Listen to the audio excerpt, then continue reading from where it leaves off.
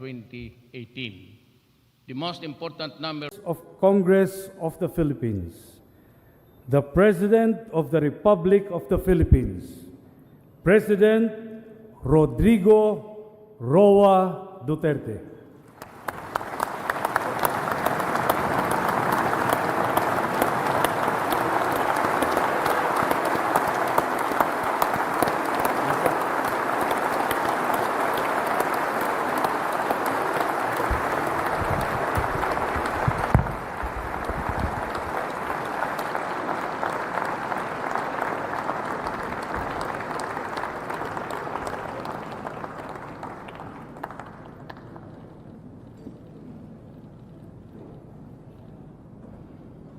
Kindly sit down. Thank you. Allow me a little bit of informality at the outset. You would realize that the three guys in the elevated portion of Congress are from Mindanao. So wala na talaga kaming masabi.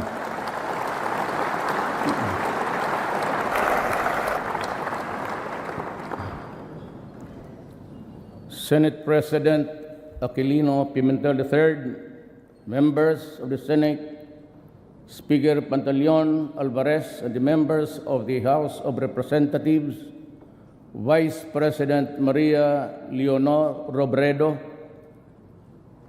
President Fidel V. Ramos, President Joseph Estrada, President Arroyo, Chief Justice Maria Lourdes Serrano, and the justices of justices of the Supreme Court, His Excellency Papa Nuncio, and members of the Diplomatic Corps. We cannot, well, of course, I have also to greet the Executive Secretary, Salvador Medjaldia, the members of the Cabinet, fellow workers in government, my countrymen. We cannot move forward if we allow the past to pull us back. Finger pointing is not the way.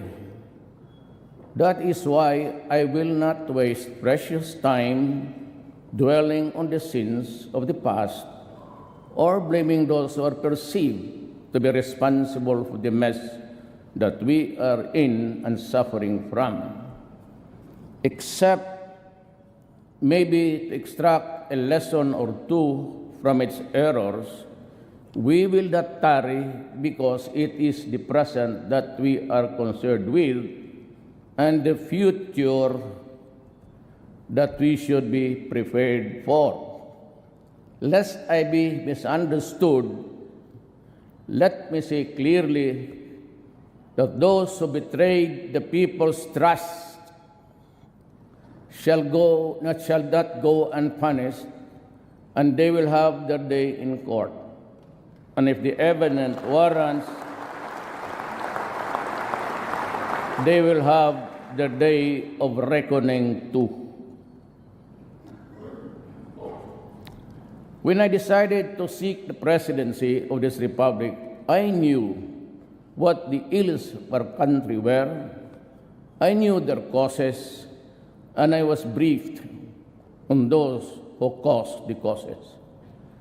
I heard the people on the streets complain that justice had become illusory, that equity and fairness and speedy disposition of cases had deteriorated into hollow concepts fit only for muscular dissertations.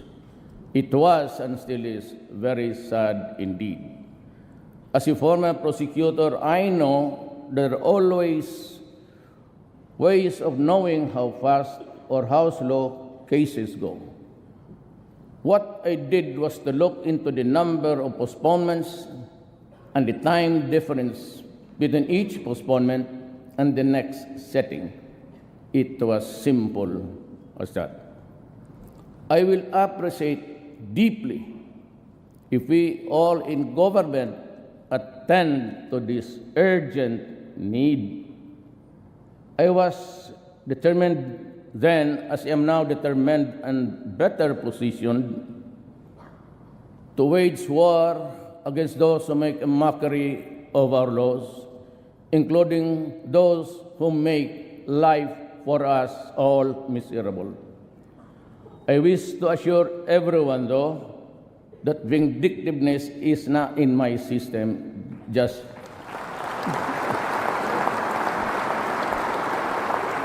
like you and I, all equal treatment and equal protection are what I ask for our people.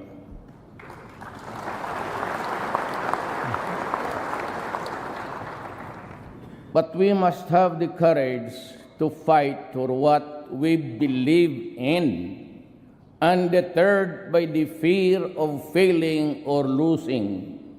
Indeed, courage knows no limits. Cowardice does. At this point, there are concerns few I wish to convey to all, to the end that as I perorate on facts, figures, plans, programs, and solutions, these concerns will not dissipate or get lost along our way. Thus, to our religious bishops, leaders, priests, pastors, preachers, imam, let me assure you that while I am a stickler for the principle of separation between church and state, I believe quite strongly that there should never be a separation between God and state. During my inauguration last 2016, I said that the fight against criminality and illegal drugs and corruption will be relentless and sustained. I reiterate that commitment today, and that is why I call on the Philippine National Police, the barangay chairman, the mayors and governors, are all those occupying seats of power and authority not to lower their guard. There will be no let-up in this campaign. Double your efforts, triple them if need be. We will not stop until the last drug lord, the last financier, and the last pusher have surrendered or put behind bars.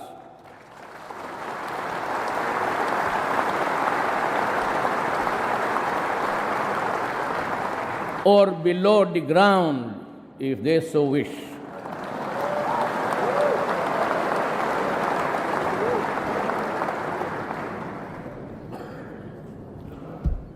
To our police officers and other officials, do your job, and you will have the unwavering support of the Office of the President.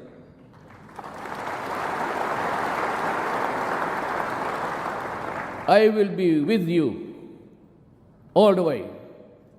Abuse your authority, and there will be a hell to pay.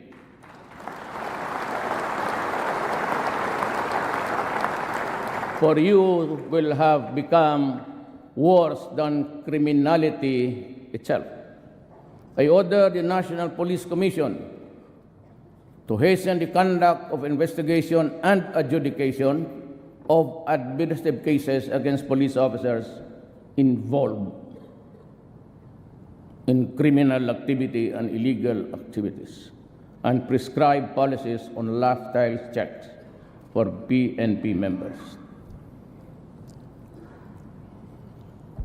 In this quest, I will put at stake my honor, my life, and the presidency itself.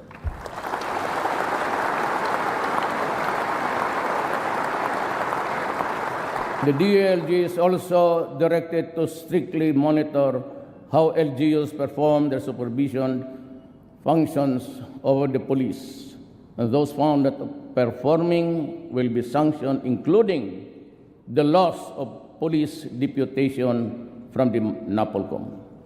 Let me repeat my warning to all.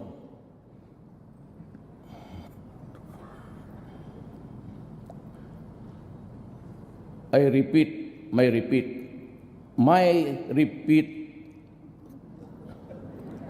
to all. Do not do drugs.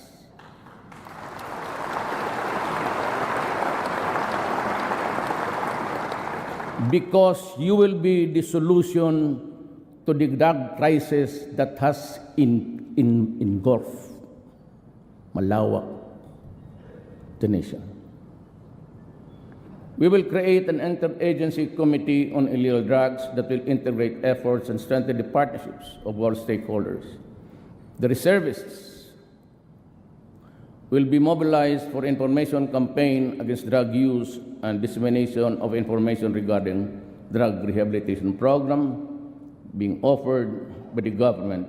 Let us also strengthen our ROTC program to instill love of country and on drug users. We will increase the number of residential treatment and rehabilitation facilities in all regions of the country. The armed forces of the Philippines will facilitate the preparation for the use of military camps and facilities for drug rehabilitation. There can never be real, tangible, and felt development without making our people feel secure. And it is our duty to uplift the people's welfare. With this, my administration shall be sensitive to the state's obligation to promote and protect, fulfill the human rights of our citizens, especially the poor, the marginalized, and the vulnerable, and social justice will be pursued even as the rule of law shall at all times prevail. My administration shall implement a human approach to development and governance as we improve our people's welfare in the areas of health, education, adequate food and housing, environmental preservation, and respect for culture. Human rights must work to uplift human dignity.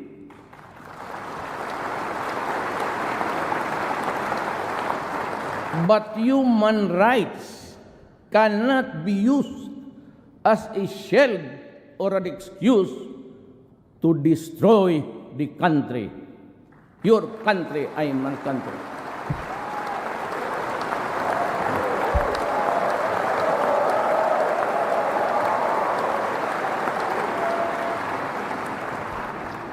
Meantime, since our country continues to be confronted with internal security threats aggravated by the existence and activities of the terrorist group Abu Sayyaf, the full force of the AAP will be applied to crush these criminals who operate under the guise of religious fervor. The AAP shall enhance its capability to search and engage these rogue and lawless elements. We have to strengthen our coordination with Indonesia and Malaysia to suppress the kidnapping in the waters of our neighboring countries. We will strengthen our counter-terrorism programs by amending various laws on human terrorism, terrorism financing, and cybercrime. This is our answer to the challenges of the global developments on the non-traditional threats, transnational crimes, and fanatical terrorism. Addressing global warming shall all be our top priority, but upon a fair and equitable equation. It must not stymie our industrialization. We also endeavor to develop and corporate partnership with nations sharing common interests and concerns with the Philippines maintain and sustain bilateral and multilateral consultations and dialogues. We will continue to expand operation human assistance, disaster response, maritime security, and counterterrorism.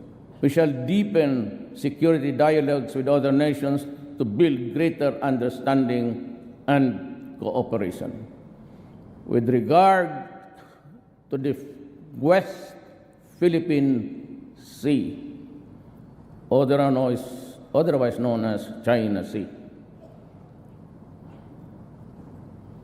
we strongly affirm and respect the outcome of the case before the Permanent Court of Arbitration as an important contribution to the ongoing efforts to pursue a peaceful resolution and management of our disputes.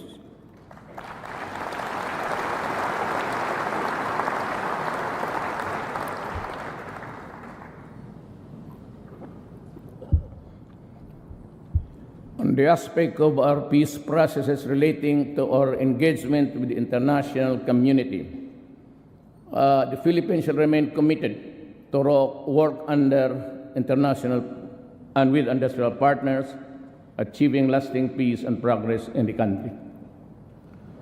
We will vigorously address the grievances that have been time and again expressed not only by the Bangsamoro indigenous peoples and other groups for security, development, fair access to decision-making, and acceptance of identities. Enduring peace can only be attained only if we meet these fundamental needs of every man, woman, and child.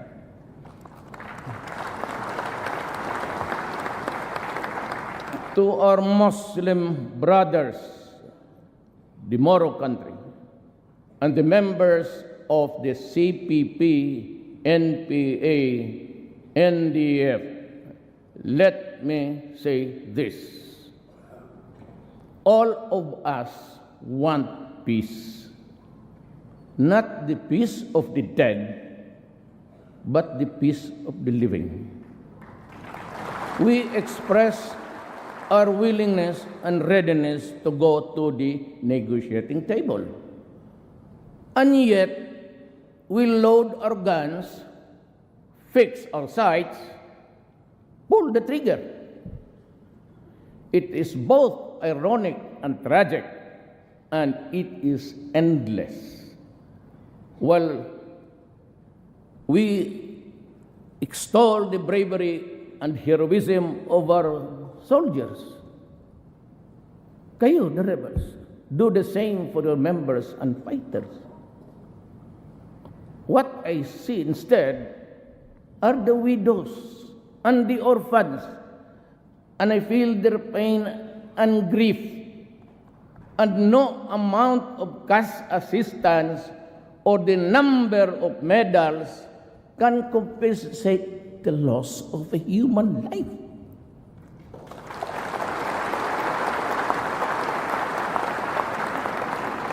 Sorrow cuts across every stratum of society. It cuts deeply, and the pain lasts forever.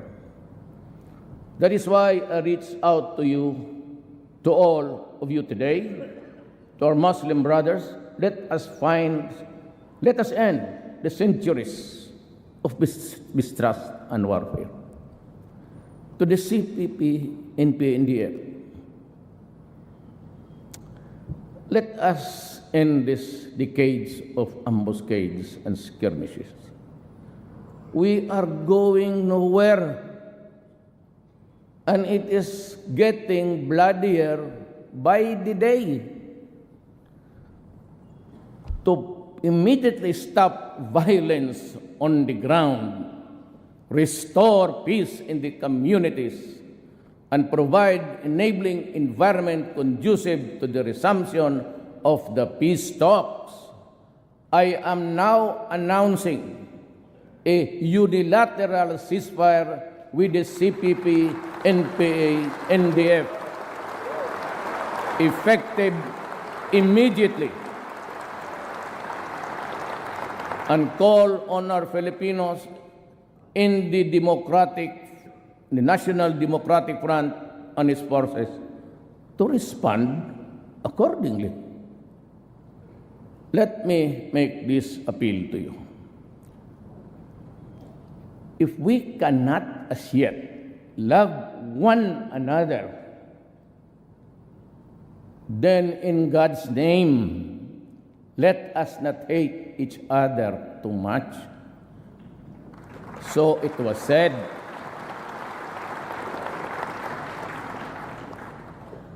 I say the same to you today.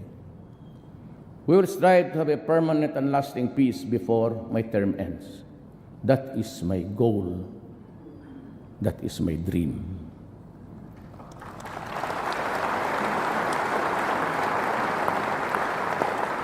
On the macroeconomic management, my administration will continue and maintain current macroeconomic policies and even do better. We will achieve this through prudent fiscal and monetary policies that can help translate high growth into more and better job creation and poverty reduction. By the end of my term, I hope and pray to hand over an economy that is much stronger, characterized by solid growth, low and stable inflation, dollar reserves, and robust fiscal position. On taxation, my administration will pursue tax reforms towards a simpler and more equitable and more efficient tax system that can foster investment and job creation. We will lower personal and corporate income tax rates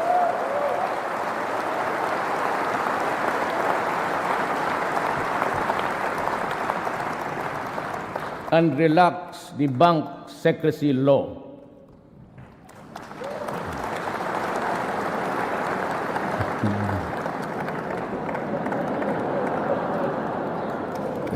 Na presidente ako eh.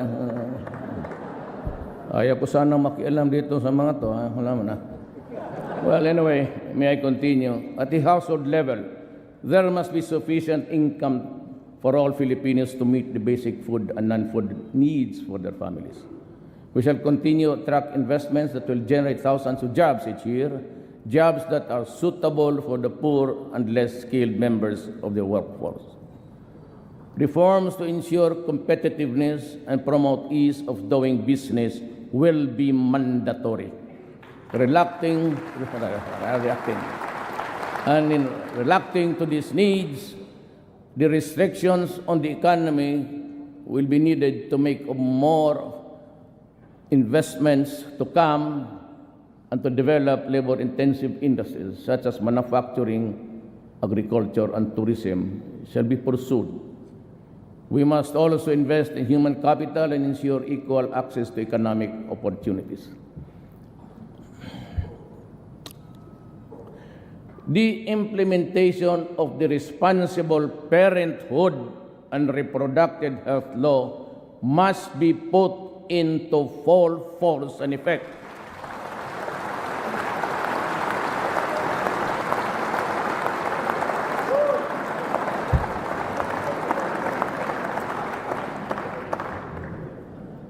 So that couples, especially the poor, will have freedom of informed choice on the number and spacing of children they can adequately care and provide for, eventually making them more productive members of the labor force.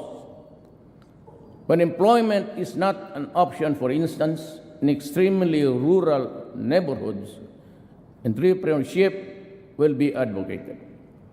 We shall also enhance local business environment by addressing bottlenecks in business registration and processing, in streamlining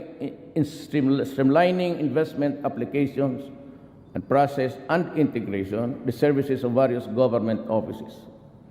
Government financial institutions shall come up with out-of-the-box financing packages to capacitate or small and medium entrepreneurs. In the field of tourism, we shall construct more access roads and tourism gateways to service centers and tourist sites. Road development projects shall complement with a trust to modern agricultural infrastructural and spending improving the construction and rehabilitation of roads and the irrigation, and establishing modern harvest and post-harvest facilities to minimize losses. We shall also conduct a nationwide soil analysis to determine areas most suitable for rice farming to optimize production, with the use of effective soil rehabilitation and fertilization. We shall strictly enforce fisheries laws, particularly on illegal fishing, and promote aquaculture along riverbanks and in backyards. On the other hand, we will accelerate infrastructure spending, improving national roads and bridges, and implementing the Mindanao Logistics Infrastructure Network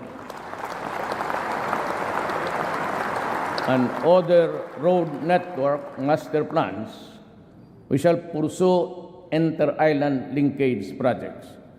We shall be implementing structural mitigation to measure the address of the perennial flooding in Metro Manila and neighboring areas. We shall put up new pumping stations in strategic places. The revival of the operation of the Pasig River Ferry service system is a viable option for the severe traffic congestion in Metro Manila. This serves as an alternative mode of transportation for passengers, particularly those coming from the east side of Metro, to reach specific destinations within the cities of Manila, Mandaluyong, Pasig, Taguig, Marikina, and Quezon City. Our anti-colorum campaign and out-of-line apprehension, including the removal of terminals, will be intensified, and my God, it will be done. Immediately, to address lack of road infrastructure in Metro Manila, usage of existing roads will be maximized.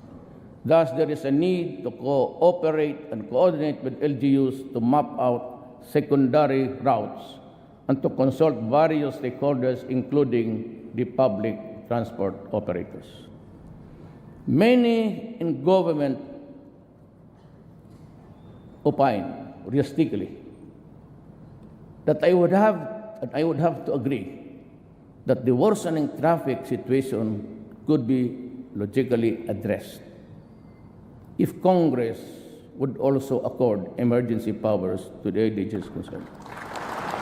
Ayaw mo, okay lang rin.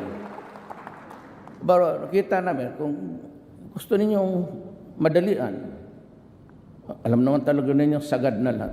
Sagad na. Nasa inyo yan. If you give it, fine. If you don't, we take the longer route. Slowly. And tanggapin ko yung pagmumura ninyo. Huwag lang sa malapit. Ganun talaga eh. You done it. It's an urgent and immediate situation. Solution. Gusto ninyo, madali, okay. Pag ayaw naman ninyo, because baka sabihin nyo, ang korupsyon naman, hindi okay rin. By assure you. Wala ito sa script. I assure you, this will be a clean government.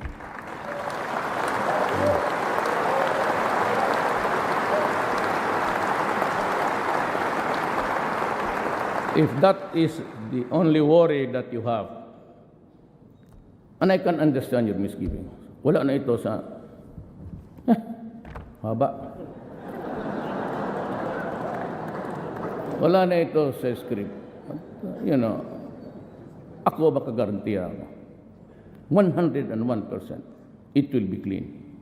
Problem is, I can only act through agencies and departments. That's why I urge you, na basking kunting mali lang, wala akong ano sa inyo. Wala na akong politika, wala na lang. I'm through after this. I just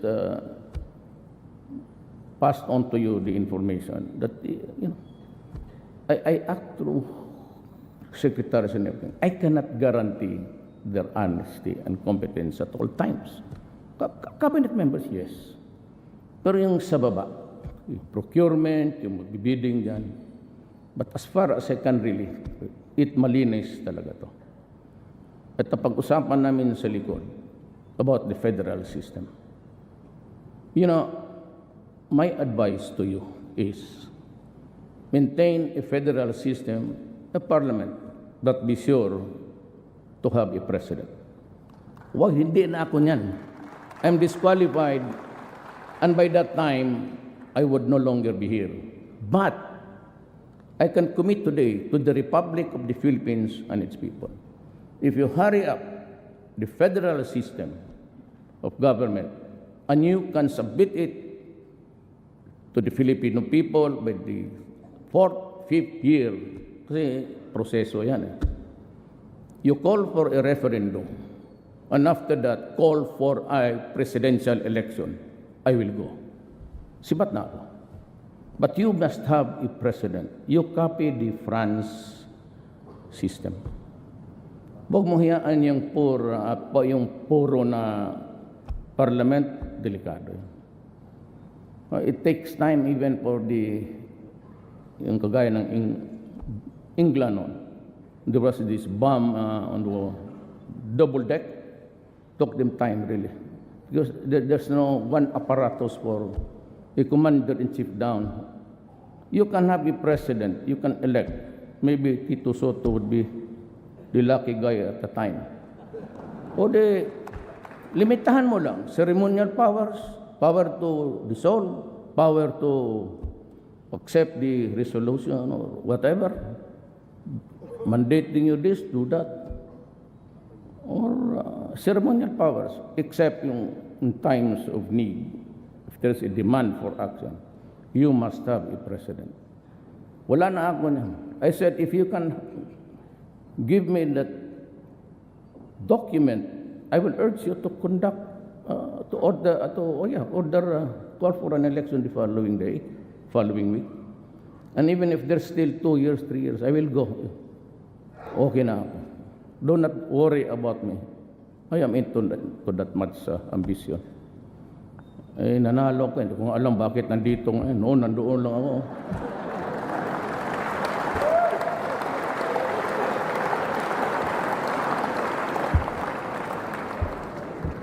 Totoo man. Sino man nagsuporta sa inyo sa akin dito? Wala man.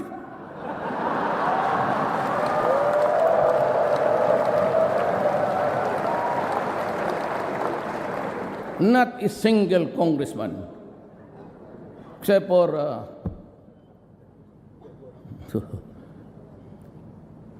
2 provinces governor. Yun lang. Wala akong barangay captain. Wala lahat. Pero ngayon,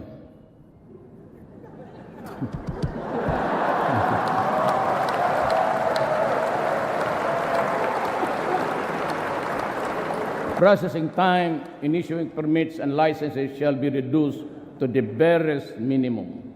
In my city, it is always 3 days for local governments. That will bind the office of the president down to the last barangay level. 3 days. 3 days. Local government. Business permit, clearances, no follow-ups. Bigyan mo ng stop. Be back next week. Tignan mo yung workload. And I will require every department, yung dito sa taas. They must have a logbook. Wag sa computer kay itong ganito na-erase yan. Gaya mong date, time, I accept the documents of Rodrigo Duterte. Then you go to your computer. You must have an actuarial projection, sir. Look at the workload. Napakabubo mo naman kinama.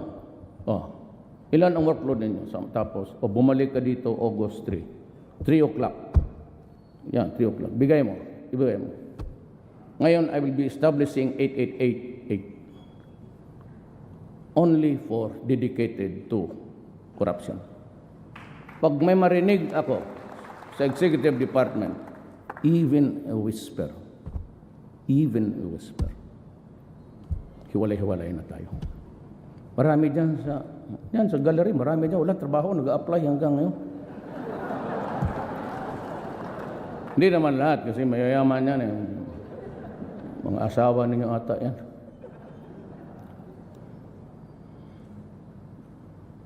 While the issuance and distribution of motor vehicle plates at point of sale o through motor vehicle dealers shall be considered. Wag na sa LTO, kaya hanggang ngayon, panahon pa ni Jesucristo yung first plate nila, hanggang ngayon wala.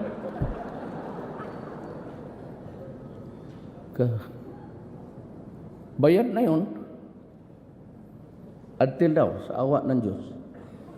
For the driver licenses, its effectiveness will be extended from the current 3-year period to 5 years.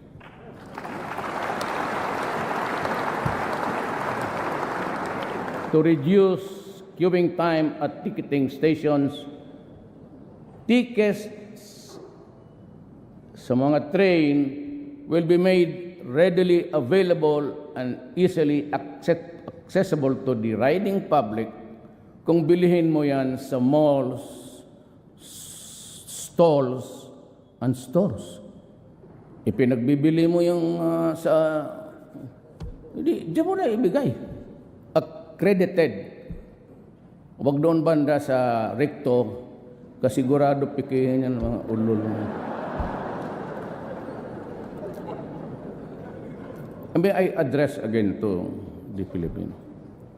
Ako po'y nagdodoble ang pagod para sa inyo, para sa kapakanan ng bayan. Seryoso po ako. Kayong mga ganon, tikit-tikit at magkaroon ng gulo, wag ho ninyong gawain yan. Ito na yung warning ko. Yun na yun, last. Wala nang iba. Hindi ko na gagawin. Huwag ninyong sirain yung mga bagay-bagay na ginagawa namin para sa kapakanan ng tao. Mabuti ang magkaintindihan tayo.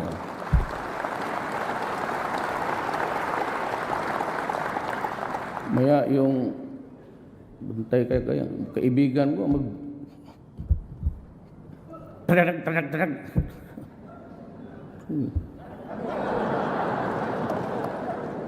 Kaya wag ninyong gawin.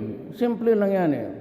Para walang away sa gobyerno, yung mga bagay na illegal at masama at hindi tama, wag mong gawin. At hindi kami mag-aaway dito. Pati yung pare na, pati si Pau, tinamaan. Okay, let us be clear with each other. I am for the comfort and the welfare of the Filipino. Kayo namang hindi pa bungog dyan, hindi pa pumasok yung mga droga. Kung ayaw ninyong mamatay, ayaw ninyong masaktan, huwag kayong umasa dyan sa mga pare pati human rights, hindi nakakapigil yan ng kamatayan. So huwag ninyong gawin, tapos nandiyan ka, nakabulagtad, and you are portrayed in a broadsheet na parang Mother Mary cradling the dead cadaver of Jesus Christ. Ayan yung mga yan eh. Magdadramahan tayo dito. Dito ang nakatingin kasi dito yung public eh. Alam mo, ilang beses ko na sinasabi, sa Davao, wag mong gawin. Kasi magkakaproblema tayo. He who is the cause of the cause is the cause of them all. Ikaw yung nag-umpisa,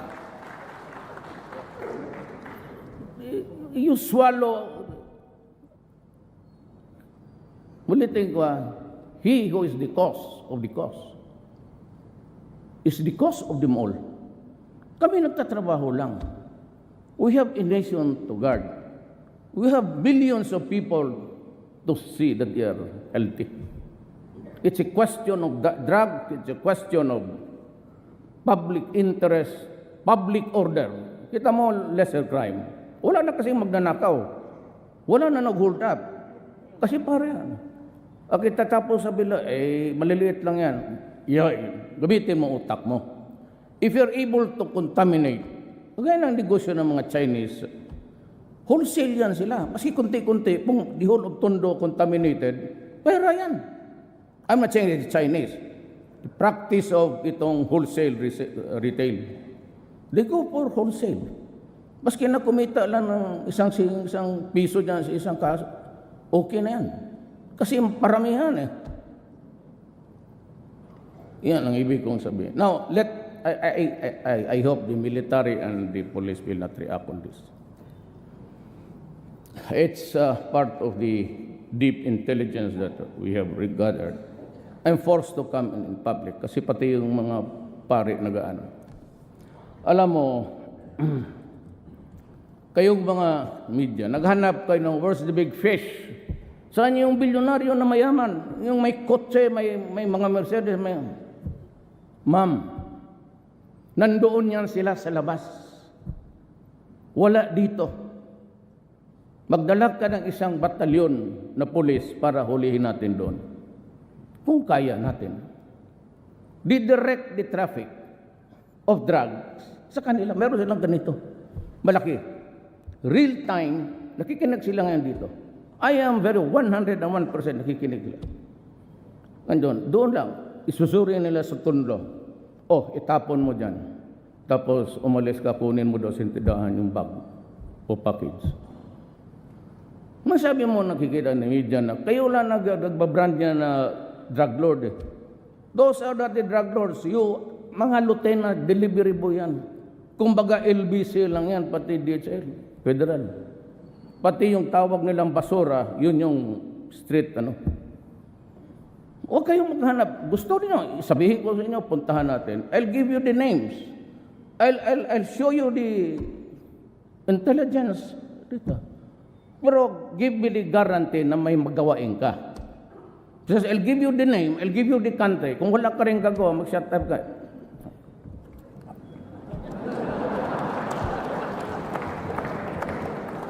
Kaya hindi lang kami do not get too personal about our work here. I'm saying that dito, balik na tayo kasi yung hindi nakakaintindi ng Tagalog, ano na yung nila. So, tagal naman itong passenger capacity congestion shall be addressed by increasing the number of running trains from the current 16 trains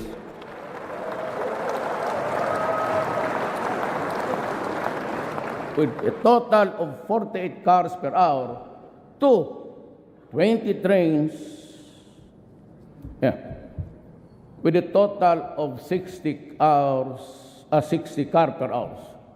Now, you increase the train speed from 40 to 60. Ang problema nito, yung mga railway na, di na ito kasali dyan. Huwag mo maniwala dito.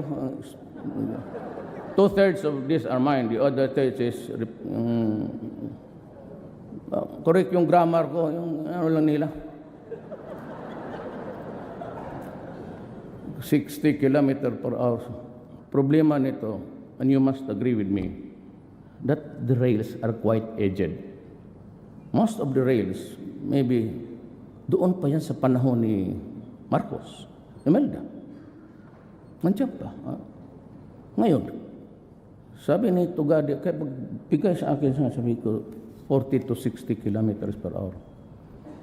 Sabi ko, Art, sigurado ka makahold ang rail yan? Baka maputol yan, magdiretso yung train sa Cavite. Diretso sa Cavite, maglipad doon kay Tolentino. Bakit may train dito sa Tagaytay? It's quite fast. Quite fast, 60 kilometers per hour, and you're pulling something that's heavy. When it really moves, mawala ng it moves with the speed at a heavy thing, at a great speed. Mahirap mong sumasadsad kasi mabigat. and reduce headway time from 5 minutes to 3 minutes. Mahina lang tayo ng plano nito gati, mahina lang tayo ng 1 minute. Sa Hong Kong, 2 minutes, kanya 3 minutes. Art, ambisyoso ka. Kaya mo kayo ito. Specifically for the LRT, the operating hours shall be extended from 9:30 to 10:30 p.m. So marami pa mga bata mag-uwi niyan. And to absorb more passengers, delays in the procurement of additional trains shall be addressed soonest. Now, yan ang sinasabi ko. If you want the long way, fine. Wala akong problema. Sabihin ninyo na doon ang we go the normal way if you are able to make purchases. Ang maganda nito, I have signed the executive order sa aming FUI. Naunahan ko kayo. Yung inyo na, nandoon na sa akin. Tapos na ako. Ilabas ko na. It will be out today. Alam mo, sabi ko, unahan ko dating kongreso, puro mayayabang yung mga dyan. We grab there's a stealing one standard. Kaya unahan na natin. So, we shall also pursue rail projects in Metro Manila at the major key points and the country, including the Mindanao Rail Project. Hindi ako nagyayabang, pero totoo talaga to. Wherein depende sa federal, but 6 years, lalabas talaga ito, I assure you, because it's going to materialize. Rail projects, the about transit system, the Cebu transit system, the North and South Luzon Railways, and the Panay Railways project. Tama? Panay. Taga saan si ano? Panay. Panay ang bigay natin para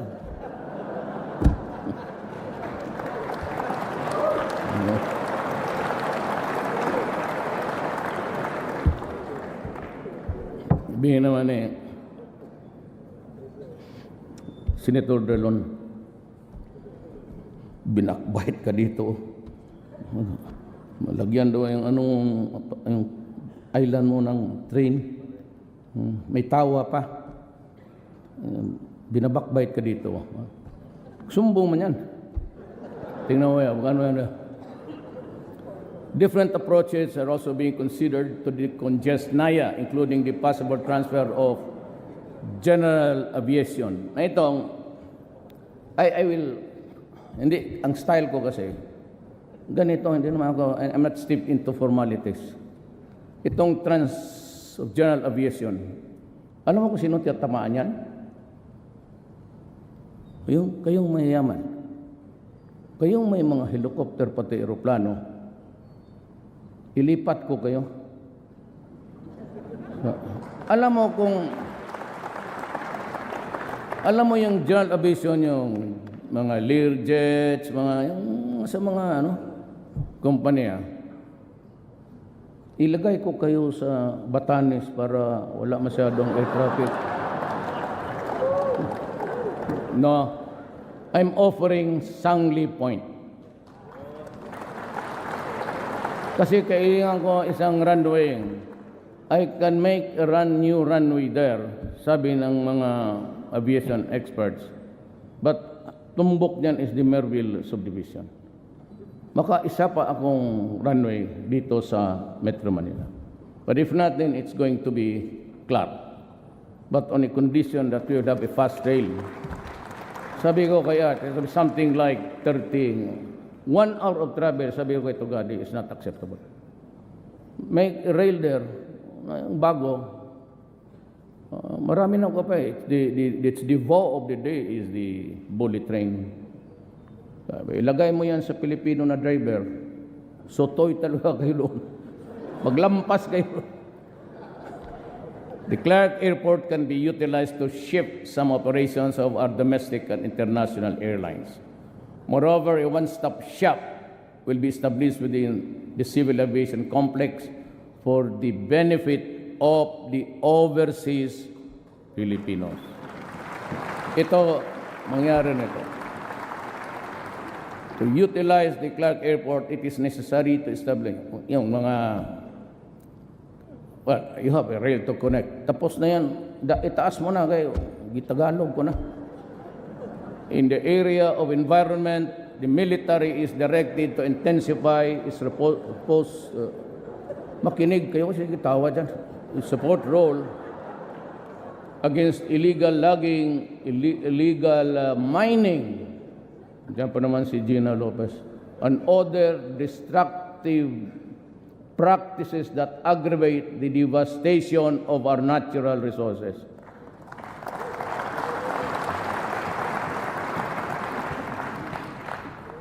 I have to protect the country. Many are complaining against the appointment of Gina Lopez. But si Gina, pati ako, we share the same paradigm. The interest of the country must come first. But hindi ko naman sinasabi, there's a law allowing mining. Gina Lopez and I are just telling you, follow government standards. Do not destroy the environment. Follow it to a T. Wala tayong problema. Just pay the correct taxes, follow the standards. Gina Lopez is just doing her job. You know, she is really a crusader. So, that is how I would describe her persona. Crusader. Kaya, sabi ko, tama yan. Kaya, bakit? Nandiyan ba si Ma'am Gina Lopez? Secretary Lopez? Ganito yan. Pumunta siya sa Davao. Gabi na mga 1 o'clock because on the early days of my when I won, but I was hindi pa ako nag-vote. Marami na nagpuntahan. Ito, felicitations, congratulations. Si Ma'am pumunta twice. Every time she shows me the degradation of ito na. Tapos 2 oras naman, mukhang hindi na matapos, sabi ko, Ma'am.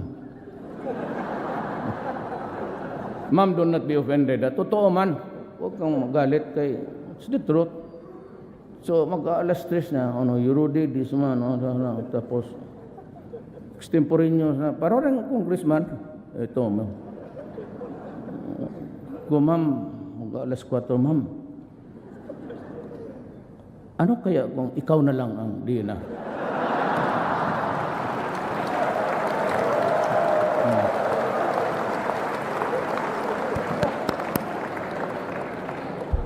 Bigla rin siya nagsagot ka, totoo ka? Masik ka ma. Sabi ko, hindi yung,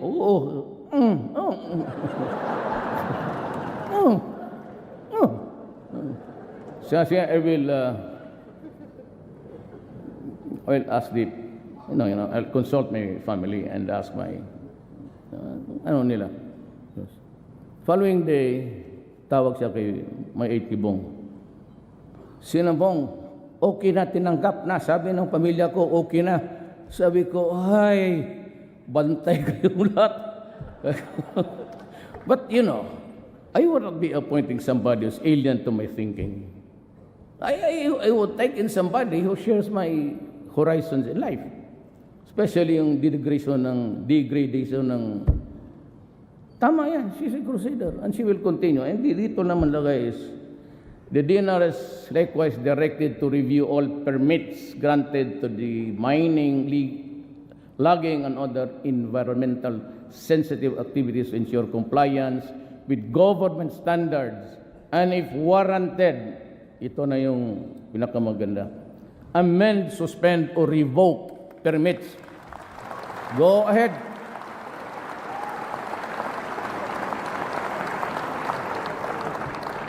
I'd like to thank God that I had this opportunity, really. I never thought umabot ako dito. I've always had that crank sa isip ko, mahirap itong Kaya itong Laguna Lake, naubos ng mga, wala na ang fisherman, yun na lang the difference between one big fish pen to the other Yun na lang ang sa mga tao. Makita mo sa plane, every time I go to Davao, I pass by that lake there. Every time kita ko, talagang wala ng ano. And the fishermen are complaining about the loss. Talagang wala na sila. Kasi ang maliit na lugar, yun lang ang kanila. So dito, pinadaan ko lang a diplomatic way that the Laguna Lake shall be transformed into a vibrant economy zone showcasing ecotourism by addressing the negative impact of watershed destruction, land conversion, and pollution. Ito yung nilagay ko. Pero this is what I'm telling you. The poor fishermen will have priority in its entitlements.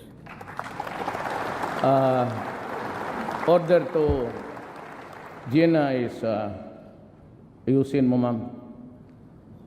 Huwag mo namang ipitin, but they have to reduce the areas of occupation. They cannot have their cake and eat ito. Sila na yung may pera, sila na yung, this must stop. Sa mga gawin tanong sa kung sinong may-ari niyan. Simple lang. Mga general, mga mayor, governor, baka congressman. I mean, this is not personal. This is something which I feel that I must do because it is the right thing to do.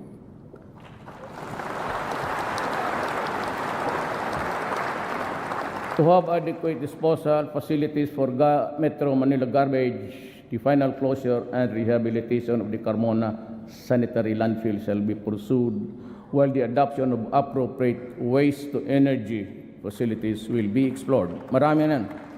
The technology is coming in very fast. In the area of governance, there's a need to strengthen our efforts along this line. Taas mo na. Mataas yung paragraph na yan. Ito. Select the best answer dito. Ang taas nito. Huh? Mabubuang ka. To better manage public information, a law should be passed, I'm addressing to Congress, to create the People's Broadcasting Corporation, replacing PTV4, the government-run TV station, which now aims to replicate international government broadcasting networks. Teams from these international news agencies, I'd like to mention that those interested, BBC, are set to visit the country soon to train people from government-run channels to observe, ito ang gusto ko, total pera naman ng tao, to observe editorial independence through innovative programs and intelligence treatment, analysis of reports, as well as the development of national and international significance. The Government's Bureau of Broadcast Services, better known as the Radyo ng Bayan, shall undergo upgrading to make it financially viable and dependable for accurate and independent and enlightening news and commentary. Radyo ng Bayan will be integrated with the PBC. As we are presently setting up a presidential communications satellite office in Davao City, PBC will also put up broadcast hubs in the Visayas and Mindanao. Davao City will also be the first site with the first Muslim channel called as Salam Television and the first Lumad channel. The PCO shall coordinate with the Office of the Executive Secretary and Presidential Legal Counsel in implementing the recently approved EO on Freedom of Information. This is the executive order. It's out. As an example, on the part of our executive branch to make transparency and integrity as yardsticks in government performance, savings, and expenses, while engaging the public to be vigilant and to participate in government programs and projects. The PCO, in coordination with the Executive Secretary, is drafting the administrative order on the Task Force on Media Killings. This government does not condone violence and repression of media.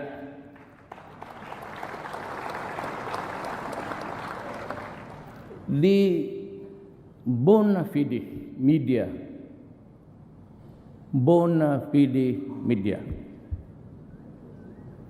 sometimes they pronounce it bona fide, but whatever the thing is, the bona fide media has always been our partner for change. Di medyo klaro yan. Anong gawin mo sa hindi bona fide media? Yan ang problema. To address backlogs, unlock prosecutorial effectiveness and efficiency, the investigation and case management processes shall be streamlined, including those for illegal drugs and heinous crimes. To eradicate the prevalent cultures of fear and silence that we have founded our justice system, I ask Congress, you, to enact the whistleblower protection law, while the present witness protection program shall be strengthened.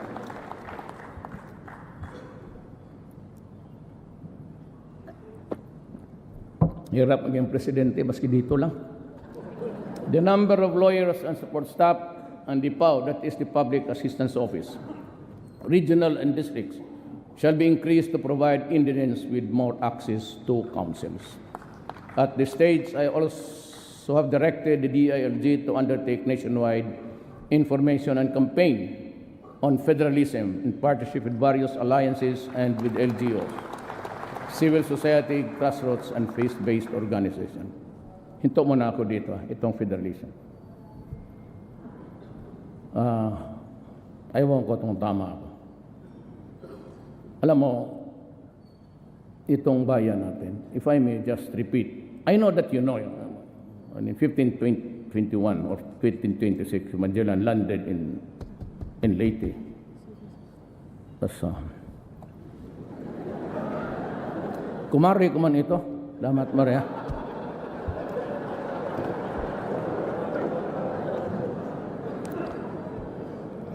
Mindanao was already Islam by 100 years.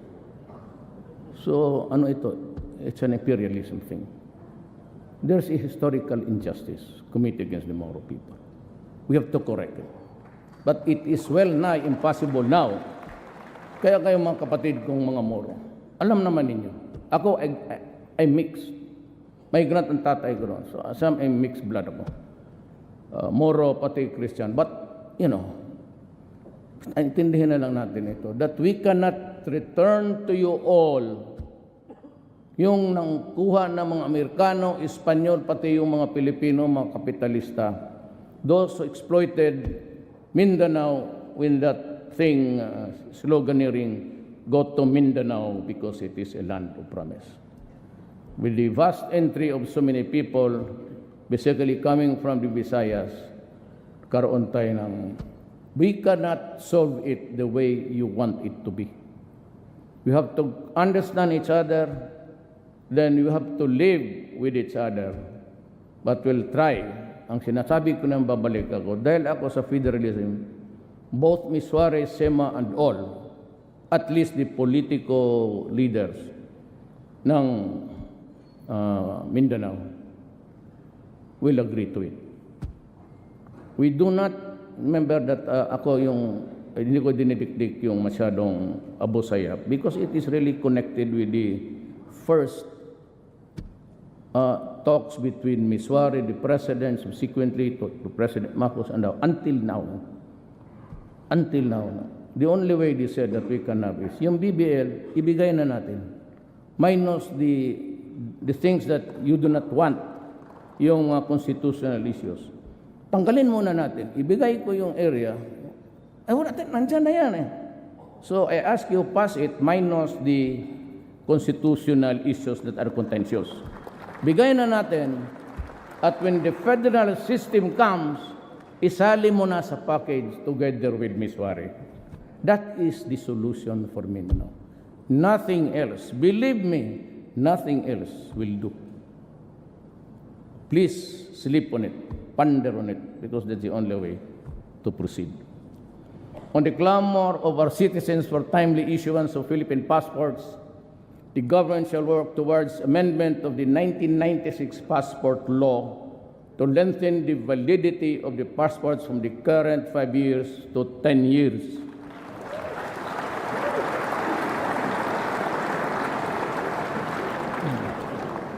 Total, kayo naman ang magagawa ng batas. You're the ones who will pass the law. Even if you make it good for 30 years, okay ako. Bahala kayo.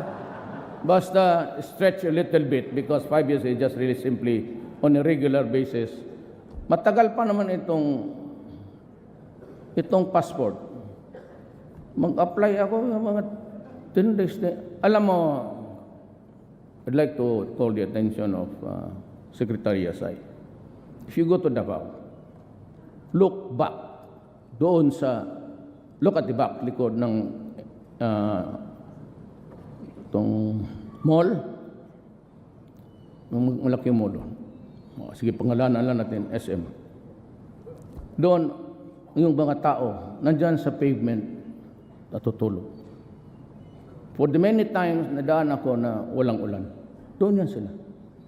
Because first come, first serve. And the only outlet there, the outlet of your department is yung sa SM. So yung mga maawa ko dito sa side sa Cotabato, lahat ng Cotabato doon sa Davao. Karamihan niya walang mga bahay. If you're applicant in Davao City, fine. But yun kung walang mahirap kasi karamihan dyan mga mura naghihiga lang dyan sa pavement. Nasasaktan talaga. Masakit. Yung buong gabi magtayasal hanggang magbukas yung SM kasi first come, first serve. Kasabi ko, well, that is addressing to all of the cabinet members. Make use of the computer. I do not want to see people lining up under the heat of the sun. I do not want people lining up under the rain na mga grado. And I want itong labor, wala na ito sa script. Yung prompter na tutulog na siguro, kapindot-pindot yan. Alam mo, andyan naman yan. Sabi ko, what I want is a journal. When the applicant presents the documents, give him a shopping list. Do not add or get anything away from it. Yun na yan final. And when he complies with that, that is good. Wag mo na siyang pabalikin. Kasi kung magtawag yan ng 888, my God, puntahan ko talaga kayo. Yan ang bisyo ko nung mayor ako. Make in a difference, mayor, presidente. Puntahan talaga kita at hiyain kita sa maraming tao. And I would publicly ask you, what the hell happened to the procedure? Pupuntahan ko talaga kayo. Local, barangay, police, military, lahat. Bigyan mo ng shopping list, huwag mo nang pabalikin. Because pag magtawang ng 888 yan, tapos makita ko na the grievance is valid, bahala ka anong walang panahon, pupuntahan kita sa opisina mo and I will ask you. Bakit? Bigyan mo ng stub. You have to employ actuarial ability. That's easy. Pero pagtanggap ng tao, I'm addressing myself under me. Journal. Papirmahin mo siya. Lagyan mo doon, tignan mo sa computer. Kung mag-connect ka doon sa actuarial, mo kailangan ng bubo dyan eh. Kasi matatapos siguro yan mga next month. Tapos na. Projections lang naman. Kung balik ka dito, August 15, 3 o'clock. Pagdating, bagay mo. Now, if it goes to Malacanang, I'll open it up. For those who have valid reasons to complain about graft and corruption, the gates of Malacanang will be opened. Doon ka. Magsumbong ka. At I will be briefed by my military or aid or yung itong nagbigay ng tubig. Sir, dito maraming So, and the reason why I do not go out, I do not accept invitations. Hindi ako tumatanggap because every time I traveled around Manila, it causes a huge congestion. Kasi pag itong pag-uwi ko, di go also by projection. Paglabas ni Presidente, picture taking, ganun. And they start to block yung roads access to the, ganun yan. Every time ang President noon, ganun yan. So paparahin nila yan, sabihin nila, dadaan yan by this time. And in the meantime, sarado yan. Di paglabas ko, kala mo Verde Santo. Walang sasakyan dyan. Ito pala, exponentially, ang traffic, the tail end of the traffic is somewhere 5 km. And it would take about 2 to 3 hours to normalize. Kaya hindi ako tumatanggap ng, and I hate to travel. Kasi talagang lilinisin eh. Ito namang, kasi ang taas kasi ng ang turas ng Presidente sila. Doon sa dulo may ambulansya. Hindi lang ang turak, parang kurtas ng. Sa sabi ko, sabi ko 2, 3 tama. Nasa gitna lang ako. Pero ang totoo, mag-taxi lang ako dito sa likod. Sunod lang ako. Takot ba sila na, ano man makuha mo kung patayin mo ako? What for? May ambulansya. Dagdagan mo doon na punerarya.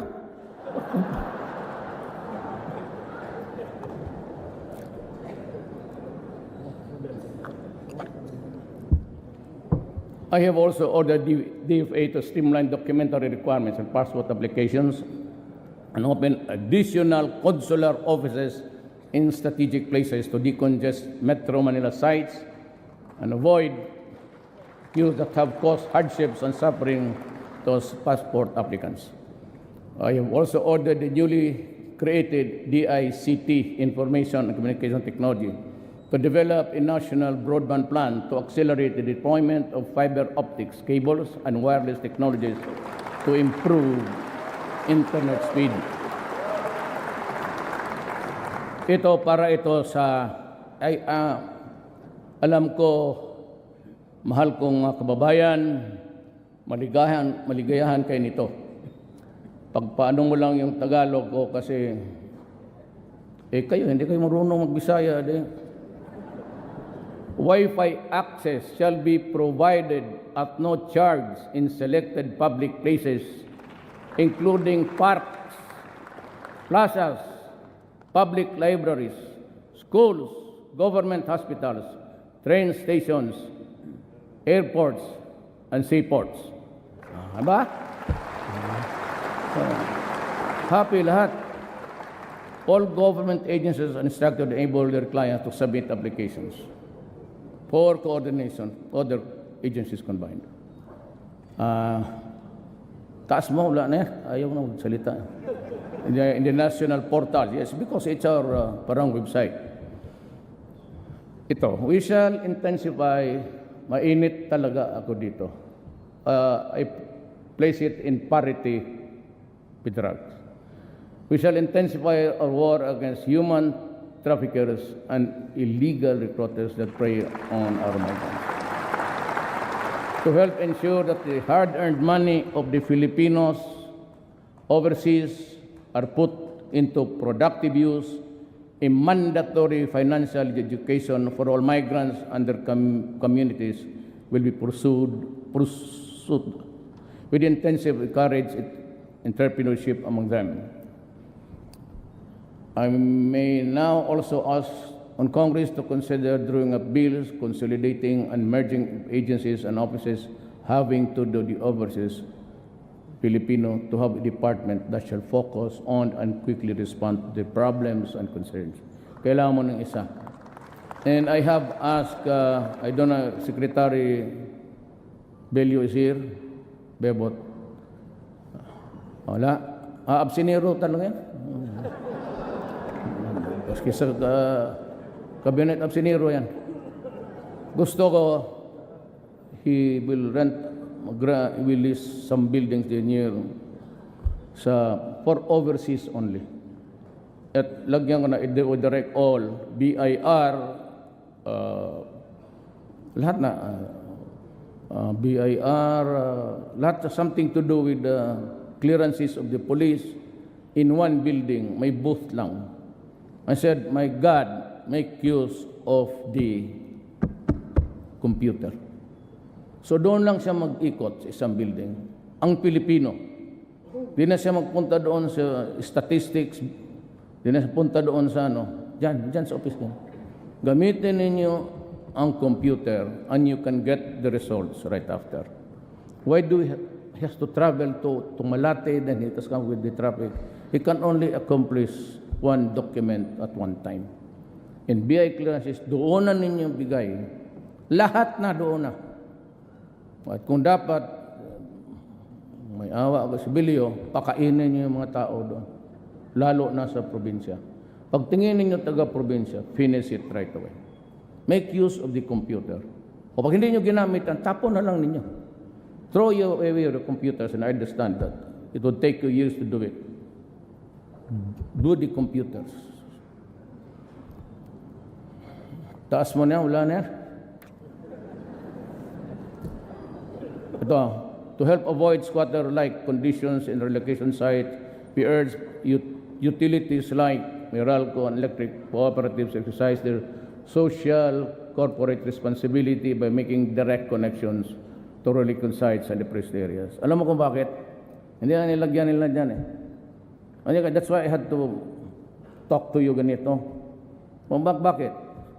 It's because walang kurente pagka mahirap ka. You do not own the land. The city engineer would not. That is my experience, 23 years as mayor. Hindi magbigay ng direct connection. Kasi hindi ko may-ari ng lupa. But that squatter there has been there for 20 years. So mag-connect sila. Pagka-connect nila, ang gamitin nila yung wire na, yung pinakamura. So it overheats because connect na lang sila kung sino yung minsan magnakaw. You know, we will have to make the adjustments.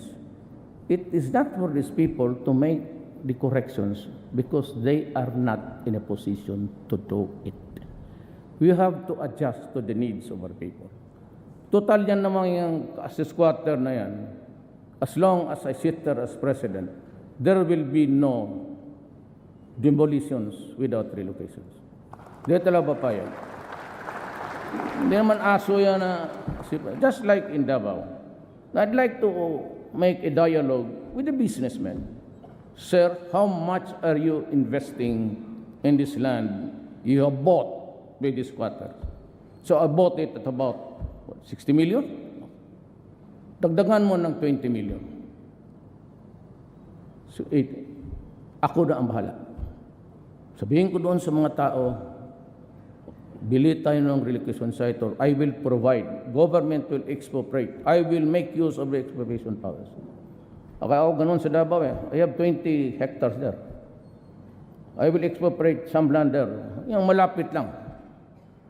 Then sabihin ko, this 20 million will help your journey to a new land.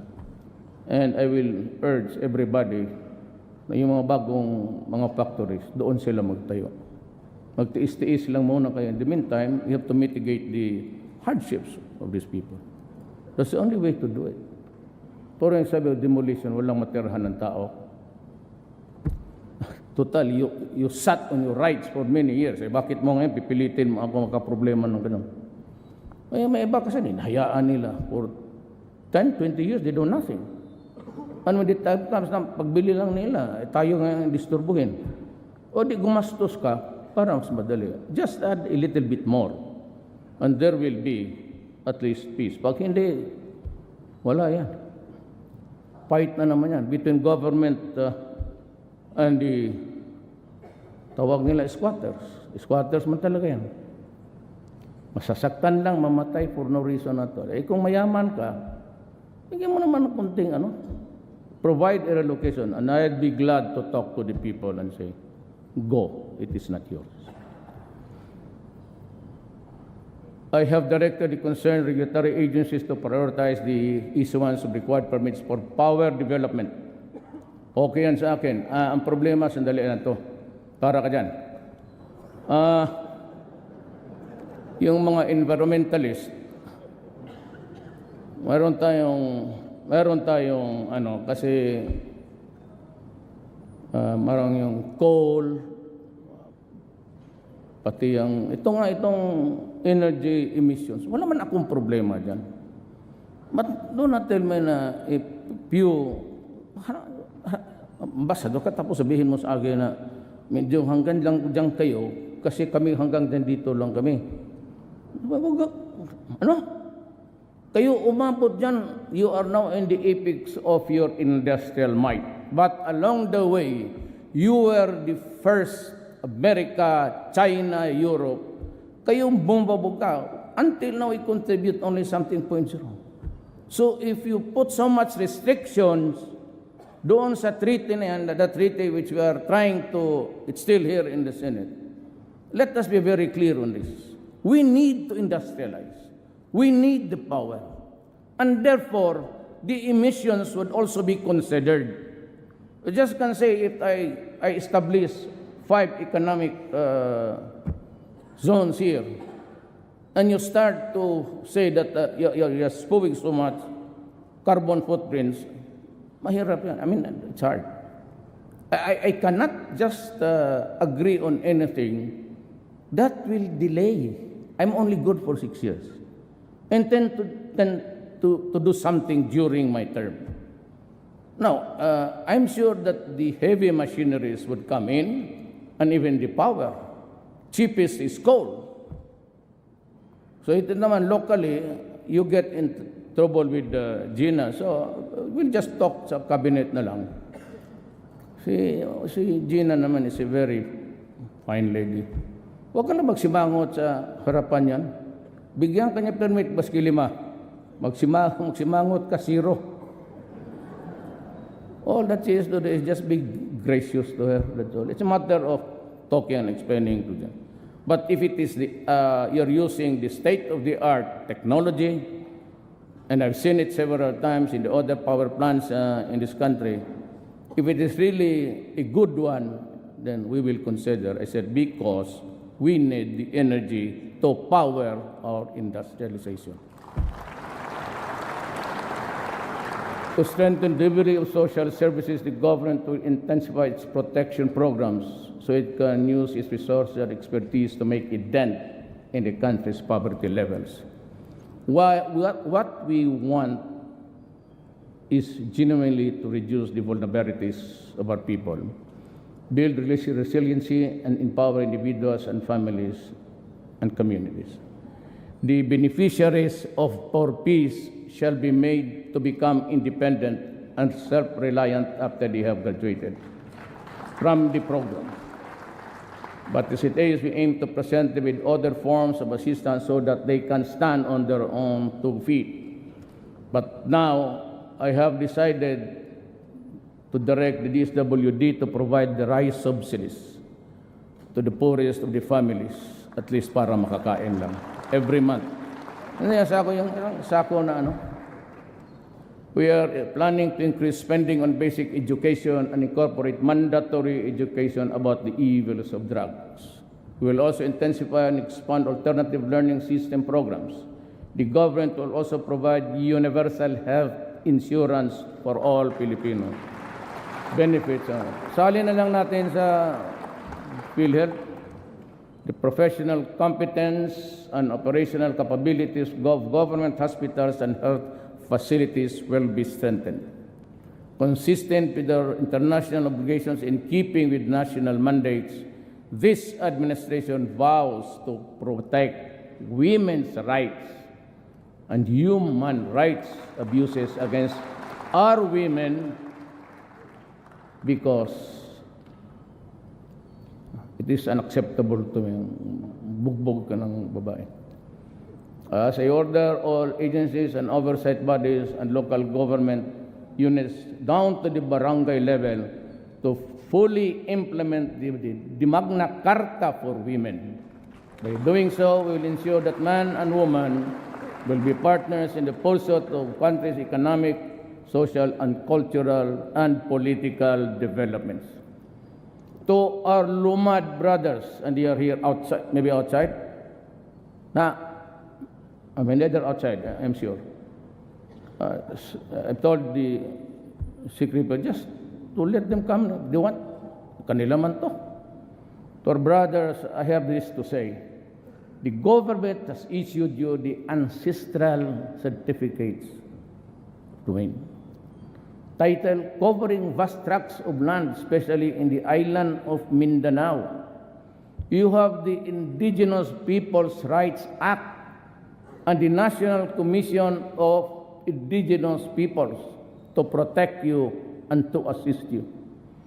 Government has given you the tool, the legal tool to improve yourself financially, economically, and socially. Make use of your ancestral domain. Do not let it remain idle. Well, the government is always ready to help you. You must first help yourself. We cannot legislate financial and economic progress for you. It is you and you alone who can do that. You can chart your fate, but do it within constitutional and legal means. After being devastated by natural and man-made calamities these past few years, we are still to recover emotionally from the loss of our loved ones and materially from the loss of our homes and our income sources. There are many among us whose emotional wounds are still fresh and painful to the touch. We cannot erase the images of death and destruction from our minds. We cannot wash away the stench of rotting flesh from our noses, and there are many of us who are still waiting for the help that was promised. The enormity of the problem of drug addiction has been made manifest by the number of surrenderies which grows by the hundred each day that passes. Since July 1, we have already made 3,600 related drug arrests. 120 drug dependents have already surrendered, and 70,000 of them are pushers. You think this is just a...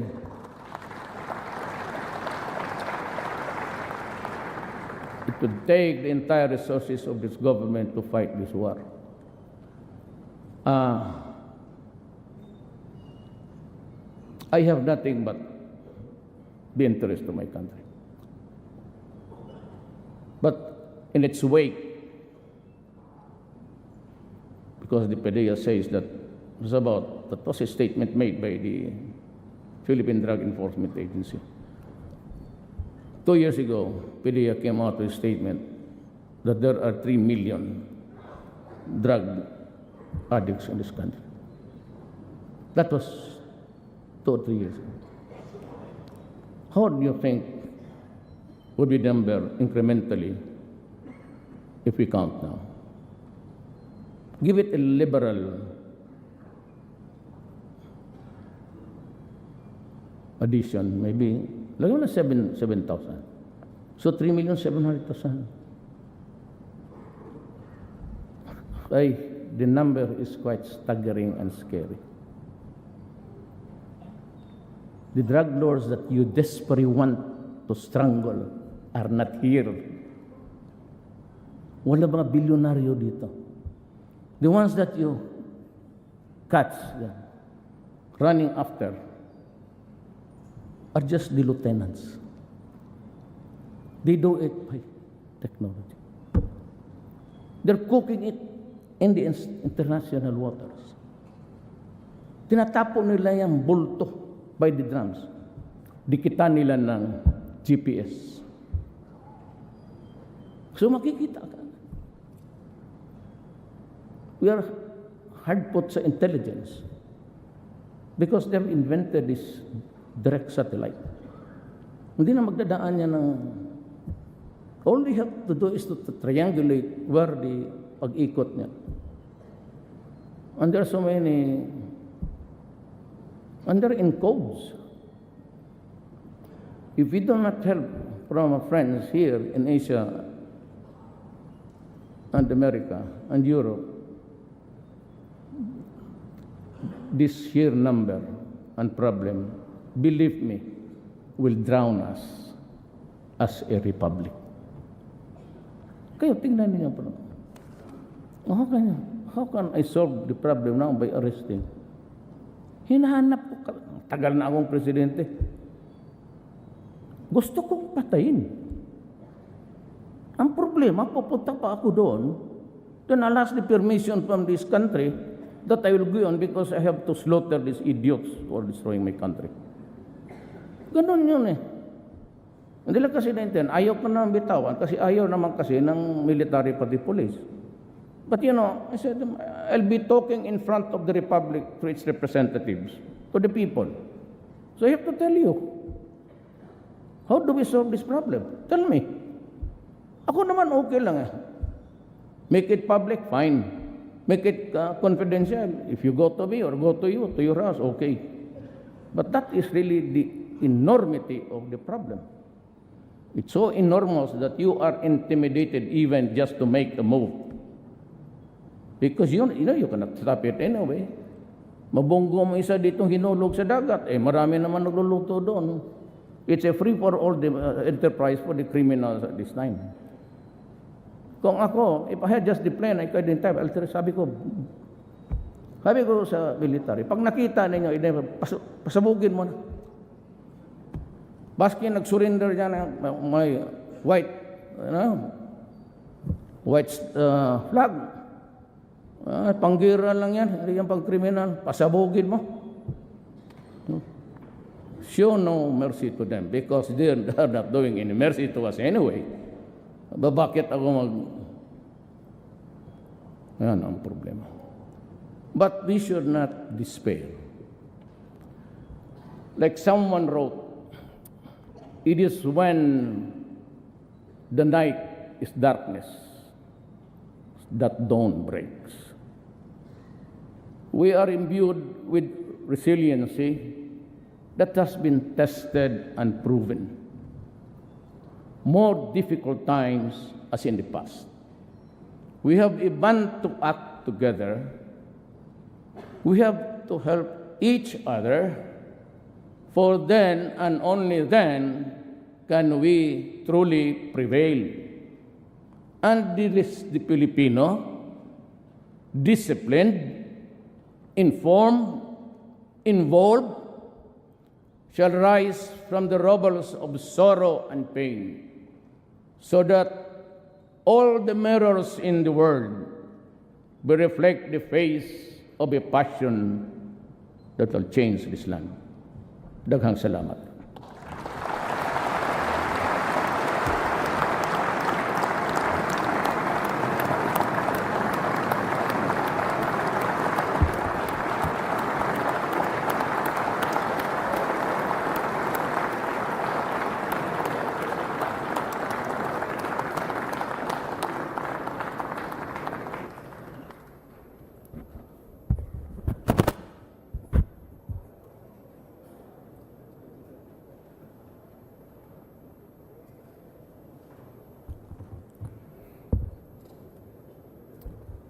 On the part of the Senate, the joint session is adjourned. On the part of the House of Representatives, the joint session is adjourned.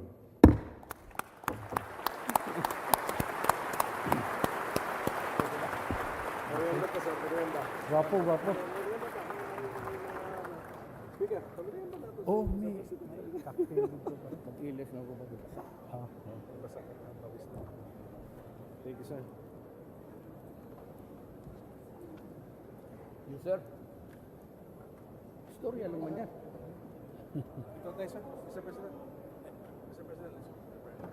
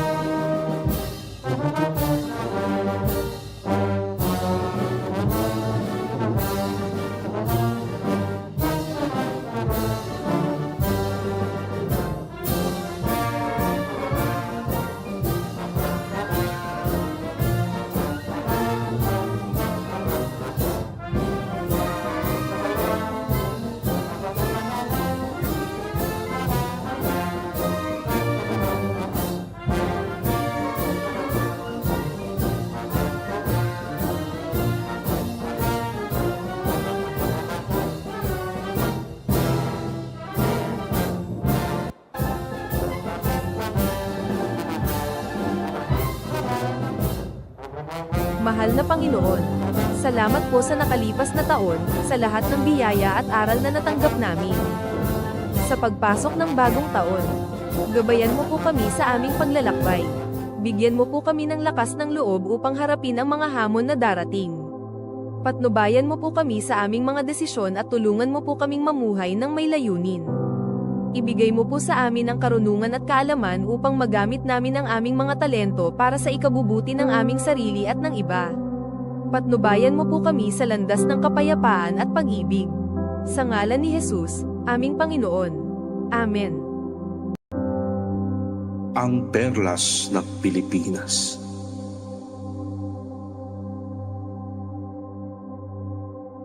Walang pahinga sa pagtulong ng mga mahal nating mamamayan.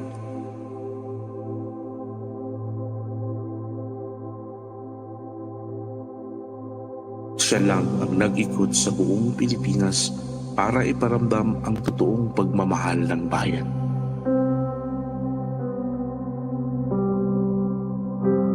Kahit binawasan ang budget ng OVP, patuloy pa rin ang serbisyo sa mahal nating mga kapatid.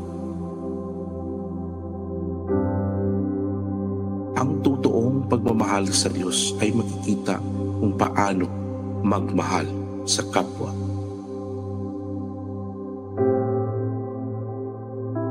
Ang totoong serbisyo ay hindi dapat ipagmamayabang, kundi ito'y iparamdam. Ang perlas ng Pilipinas.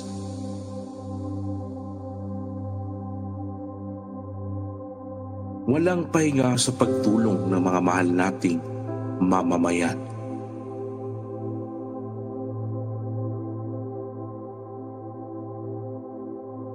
Siya lang ang nag-ikot sa buong Pilipinas para iparamdam ang totoong pagmamahal ng bayan.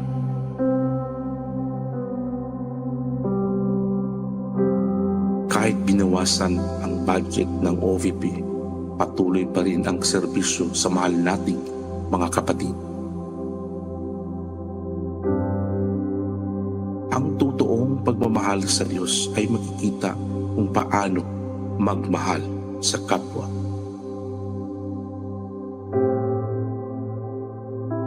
Ang totoong serbisyo ay hindi dapat ipagmamayabang, kundi ito'y iparamdam.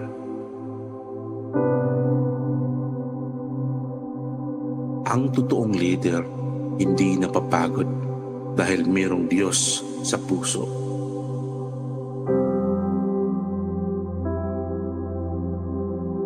Inday Sara, maraming salamat po.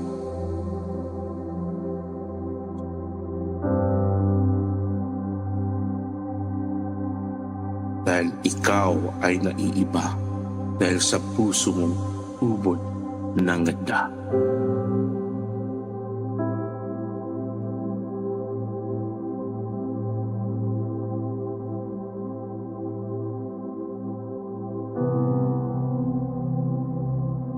Greet ko sa imo, Ma'am Inday Sara, na happy birthday. Ug salamat yun kay sa ibong hatag sa amo diri na building. Nga di namin mainitan, nga nanami suga, pinmanente. Ug daghang kayong salamat sa imo ha. Ug manghinaot ko nga makaya nimo ang imong mga problema karon nga ning abot sa imong pagka Vice President. Pero kaya nimo na, kaya jud nimo na. Gusto na ko i-greet ang ato ang Vice President, Ma'am Sara. Wish you all the best. I hope na mas mulambot pag yun ang Pilipinas. I love you. Napaka-special na araw. Birthday ng ating pinakamamahal na Vice President. Gusto ko lang i-greet. Madam, happy birthday. Wish you all the best. Wish you all the luck. And bigyan ka sana ng ni God.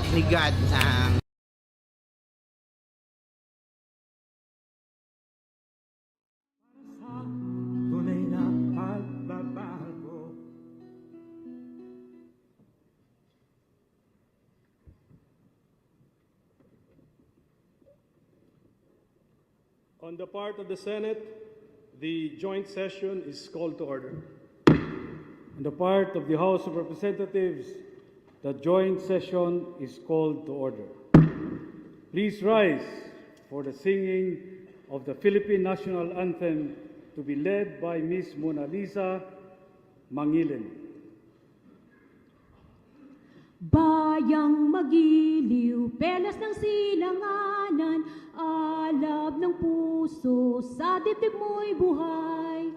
Lupang hinirang, duyan ka ng magiting, sa manlulupig, di ka pasisiil, sa dagat at bundok, sa simoy at sa langit mong bughaw.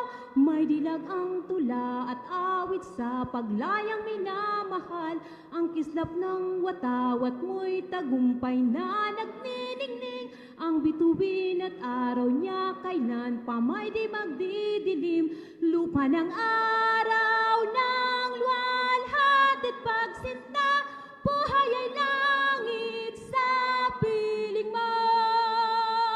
Aming ligaya na pag may mga api, ang mamatay ng dahil sa'yo.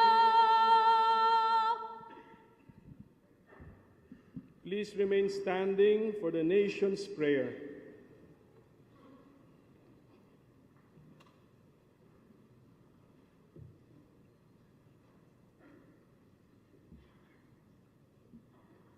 Sa ngalan ng Ama, ng Anak, ng Espiritu Santo. Amen. Dakilang Panginoon aming Ama, kayo ay aming pinapupurihan at pinasasalamatan sa inyong naging patnubay at mga pagpapala. Dalangin po namin ang inyong gabay at karunungan sa harap ng mga ibayong pagsubok na aming hinaharap, upang magkaroon ng bagong lakas na nagmumula sa katiyakan ng iyong naisin.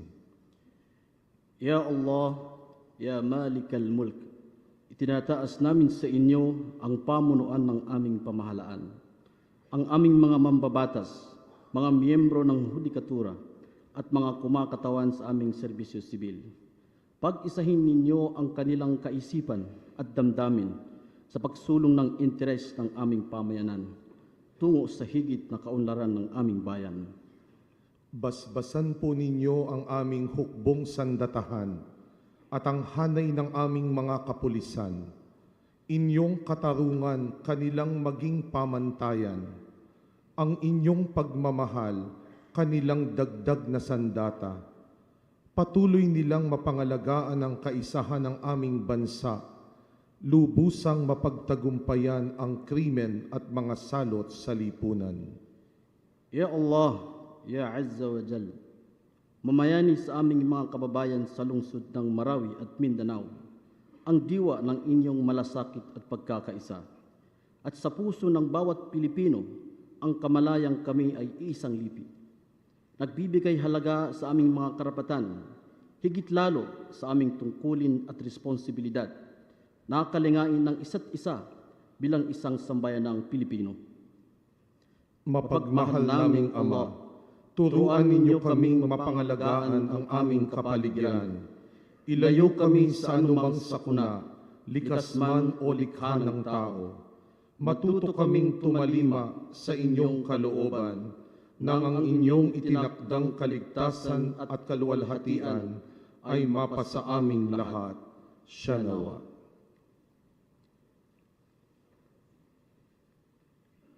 Ladies and gentlemen, honorable members of the Congress of the Philippines, Rodrigo Roa Duterte, President of the Republic of the Philippines.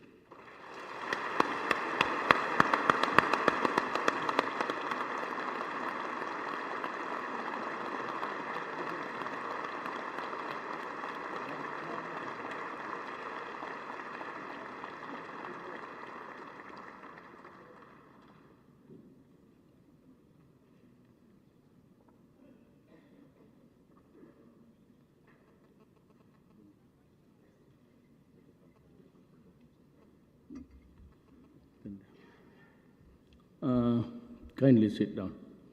Thank you for your courtesy.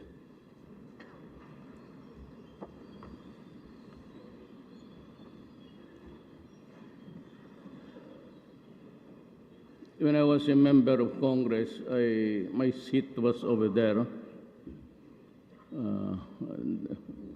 near the seat of the lady with the violent, not violent, but rather violet dress, is seated. But I was always absent, together with the Speaker and Tony Boy Florendo, who is still absent until today. And that started, nandiyan ba? Sorry. But his propensity started almost 17 years ago when we were members of the 11th Congress. Senate President Aquilino Pimentel III and the members of the Senate, Pantaleon Alvarez, the Speaker and the members of the House of Representatives, Vice President Maria Leonor Robredo, former President Fidel Ramos, Joseph Estrada, and former President Gloria Arroyo, Chief Justice Maria Lourdes Sereno of the Supreme Court, and the members, of course, Archbishop Pinto and the distinguished guests of the Diplomatic Corps, Secretary Salvador Medaldia, and the members of the Cabinet, my fellow workers in government, my countrymen. When I took my oath of office a year or so ago, I knew that our country was reeling from a multitude of problems. That day there was euphoria in the air resulting from a successful campaign, and the thought that dominated my being was to make good on my promise to the people to bring change about. Change in government, not a change that is passing, but a change that can survive the test of time. Although I still had to know the magnitude and gravity of the problems, my feeling then was that equipped with the political will embraced by a concerned citizenry, those problems would eventually be bested by us. It was only a matter of determination and collective action. It was only a question of time. For as I saw it then, as I see it now, there is no problem in the world which can stop the march of a people with unflinching and tenacious determination. That was how euphoric it has been. Early on, I felt that if change was to be meaningful, it had to start with those occupying the highest position in government, because change that comes from below is more transitory than permanent. I was aiming for peace on permanence. Let change trickle down from the bottom. It has to be change that is not confined merely to the replacement of people by people, but a change in the people's attitude, disposition, and work ethic. Sadly, although we knew years ago that what was needed or ought to do, we did not do because our idea of government was parochial and we could not rise above family, ethnic, and clan loyalties, as well as loyalty to friends and co-workers.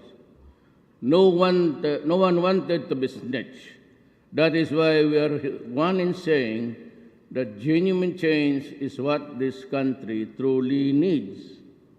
I believe then, as I believe still, that progress and development will sputter if criminals, illegal drugs, illegal users of drugs are allowed to roam on the streets freely, victimizing seemingly with impunity the innocent, the helpless.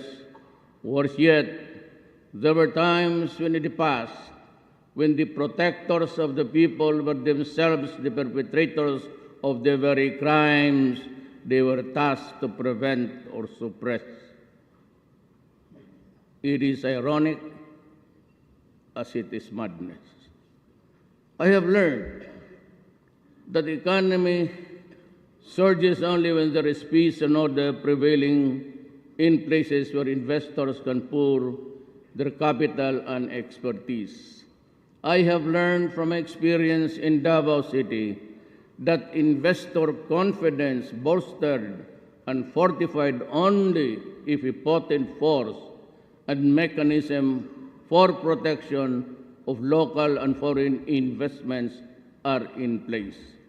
That is why I have resolved that no matter how long it takes, the fight against illegal drugs will continue because that is the root cause of so much evil and so much suffering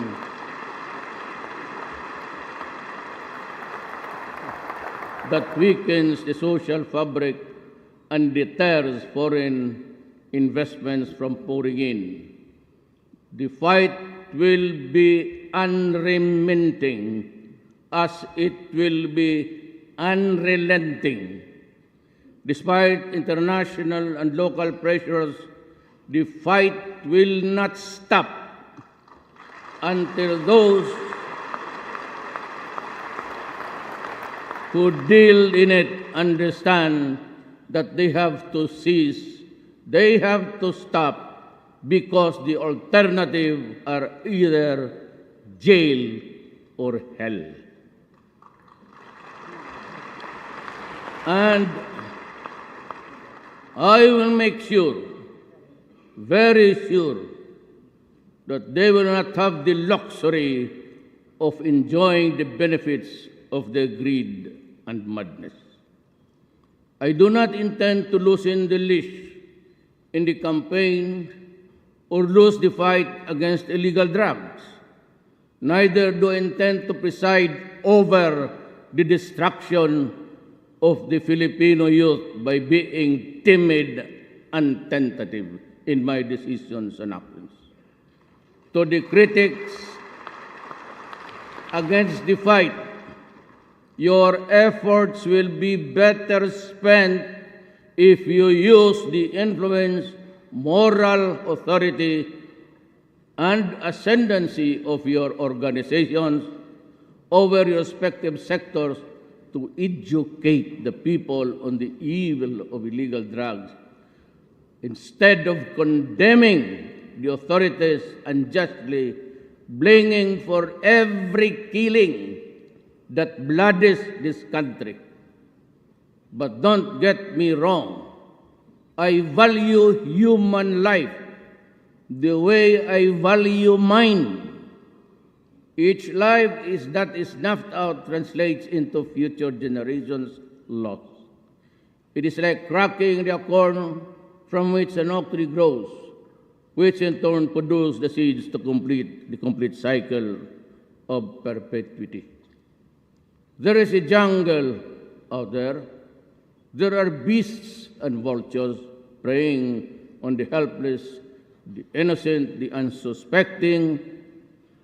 I will not allow the ruin of the youth, the disintegration of families, and the retrogression of communities forced by criminals whose greed for money is as insatiable as it is devoid of moral purpose.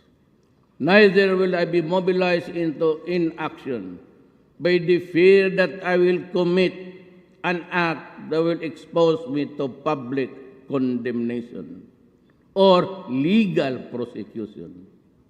You harm the children in whose hands the future of this republic is entrusted, and I will hound you to the very gates of hell.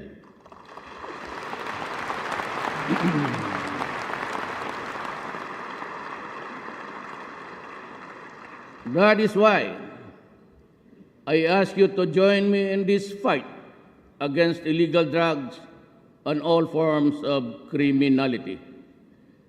The government equipped with legal authority and you, the moral ascendancy over the sector you represent, can do so much and hopefully eradicate the social scourge that plagues us to no end. Look beyond your biases, your prejudices, your ambition, your political agenda. The search for change will begin and end only when we look into ourselves and find it within. Today, a multitude of problems confronts us. No sooner is one problem solved, another surges forth in its place. But we will not be disheartened. We will not be cowed. We will not be overwhelmed. It is during trying times and troubled events that the resilience, perseverance, and determination of the people are tested. The Filipino is no stranger or new fight to situations like the one we face today. We can and we will overcome, as we did countless of times in the past, only if together towards a common goal. Sad to say, despite all efforts, peace, especially in the island of Mindanao, continues to elude us. But of course, it is not the peace of the dead, but the peace of the living that we seek. If peace flits away like a butterfly when you try to snatch it by the wings, and our pursuit of peace continues. The Red Insurgency has been with us for decades, the Muslim issue for centuries. So much time has lapsed, so many lives have been lost, and so much destruction has been wrought. But peace eludes us still.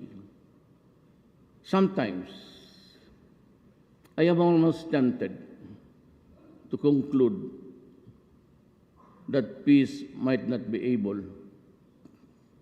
to come during our lifetime.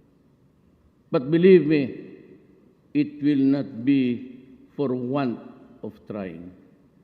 And I will persist in our goal of attaining peace to the last day of this administration and maybe even beyond, although in a different capacity. There is rebellion in Mindanao. The extremists have declared it their purpose to establish a caliphate within Philippine territory along the teachings and beliefs of an Islamic State of Iraq and Syria, or otherwise known as ISIS. The Battle of Marawi has dealt a terrible blow to our quest for peace, especially now that an alien ideology and a radical shift in purpose have been injected into the local setting. I declared martial law in Mindanao because I believe that that was the fastest way to quell the rebellion at the least cost of lives and properties. At the same time, the government would be adequately equipped with the constitutional tool not only to prevent the escape of rebels who can easily mingle and pretend to be civilian evacuees only to regroup in another place to fight another day, but also to prevent them from spreading the gospel of hate and violence in the rest of Mindanao.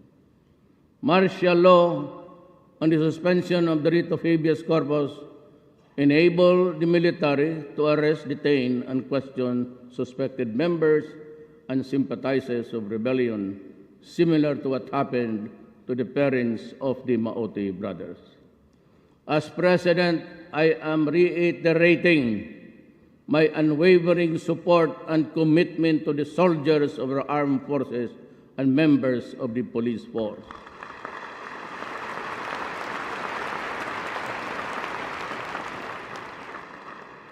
Those who are on the ground and in the battlefields, and those who are risking their lives for our country and our democracy, I have your backs. To those who oppose and think that all these are efforts that are out of order, I hold myself, me and me alone, should be responsible. The people of Marawi need help.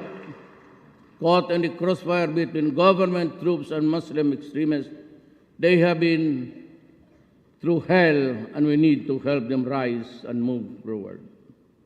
If we cannot provide for the poor and the needy, who are many, then we will not be able to keep from harm the rich, who are few. And the vanguard of our struggle for peace and order are our armed forces and police. They are the silent heroes who risk their lives every day for our country's security. And in recognition of their valor, we have crafted a program to provide them comprehensive social assistance, including financial, should they meet harm in the performance of their duty. For the family left behind by those who fell or are rendered totally disabled in the line of duty, we shall provide shelter, health, care assistance, education, and employment. That is my way of telling our troops, never fear, do your duty, I stand behind you. So does this government and all its agencies.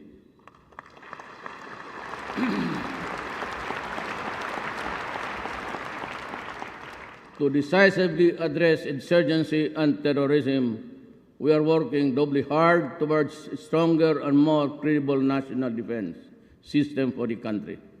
We continue to strengthen the defense capability of the AFP as a deterrence against terrorists, lawless elements, and other threats. My fellow citizens, what I have said so far about events in Marawi and its neighboring environs is only a part of the looming problem, which will cut across all classes and all sectors of society and eventually affect the entire country, from north to south, from east to west. Given the fact that Mindanao supplies a great deal part of our country's requirements, food requirements, I refer to climate change, which could bring drought, long dry spells, affecting food production in Mindanao. Given the fact that Mindanao is unusually warming, I ask all agencies involved in food production to look into this and act accordingly. Also, I am appealing to all our legislators to immediately pass the National Land Use Act, or NALUA, to ensure the rational and sustainable use of our land and our physical resources, given the competing needs of food, security, housing, business, and environmental conservation. Ours is a rich country. World that this country is almost endowed with a gift from God to be utilized for the welfare and the common good. I do not believe that this gift was given to us to be merely viewed or appreciated, but to be extracted from the earth and utilized to make life worth living. That is why I say that it is not enough that we mine this wealth. What is more important is that we convert the raw material thereof into finished products for international and local purposes. That way, it will not only be the few who are the rich, but also the poor who are many who will benefit therefrom.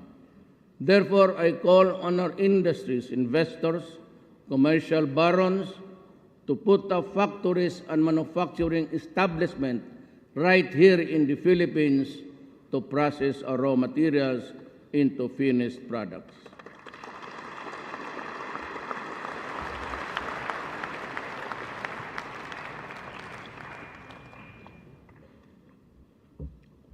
At this point in my administration, if possible, we shall put to a stop the extraction and exportation of our mineral resources to foreign nations for processing abroad and importing them back to the Philippines in a form of consumer goods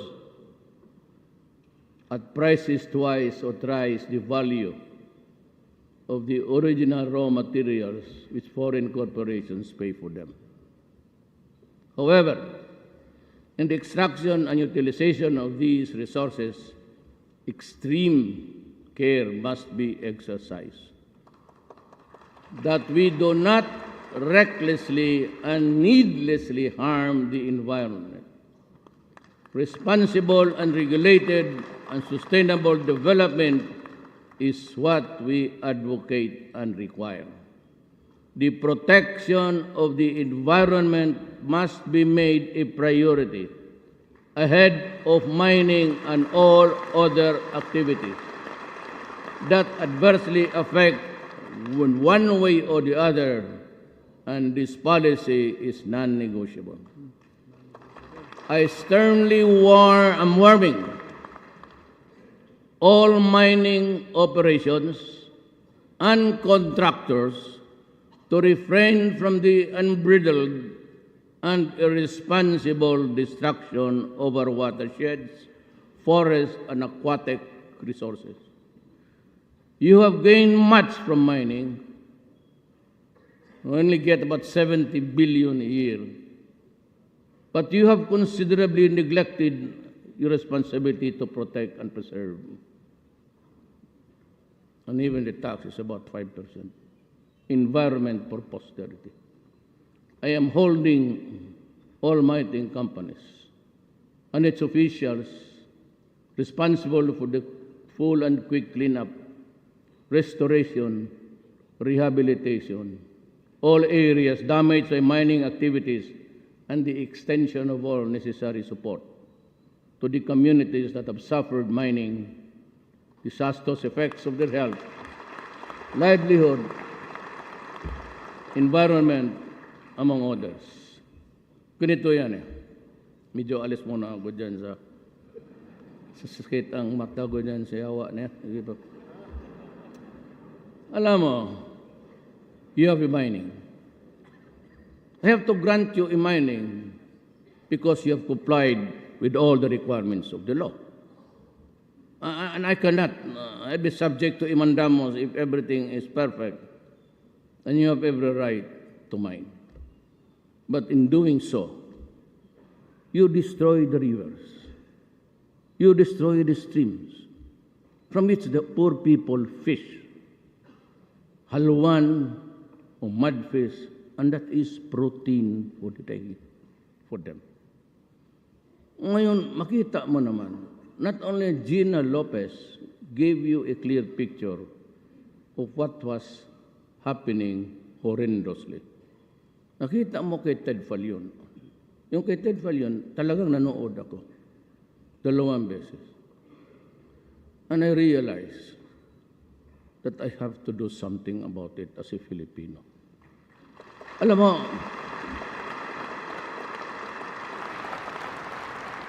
Okay na yung mining. Subsidiary ka lang ng isang another giant corporation. Or you are a sister company of a telecommunication. Hindi kayo magugutom. But look at the picture shown to you. For once, they behave correctly, ang ABS-CBN. Tignan mo yung pelikula ni Ted Filon. I salute him for coming with it. You see, the palayan, ang palayan tumuyo at ang soil nag-crack. So the farmers cannot eat anymore. They are reduced to the garbage of what you can get there, salvage anything and sell it to the scrap. Ganun ang nangyari sa Pilipinos. Hindi ko kayo kalaban. As a matter of fact, you give government almost 70 billion. Pero actually, maliit lang yan. Ngayon, nakikita ninyo itong mga palayan na tumutuyo. And the rivers, wala ng isda. The only source of protein. Hindi ka naman pwede maghunting. May makita kang eagle dyan, barilin mo, priso ka, pakainin mo yung... So, saan mo try to go out. Sumama tayo, kayo sa akin. And try to see how hard it is for them to survive. Ito ang gusto mo, ganito ang pangyari. Total, sobra-sobra naman yung pera ninyo, address. Totoo lang. Mayor ako, I can look at your corporate earnings, your sister company, I can pierce the corporate identity, kayo rin pala. Iniibig niya sa mga newspaper. When you are not supposed to, pag in newspaper ka, you are supposed to be 100% Filipino. And yet, when you start to pierce their identity, it is pala wholly owned by Americans. Gano'n ang nangyari. Just a matter of piercing the... So, wala masyado ako. ABS, rapper, kayo ba yan? Have you tried to pierce your identity and it would lead you to America? Do you know that? And yet the Constitution requires you to be 100% media Filipino.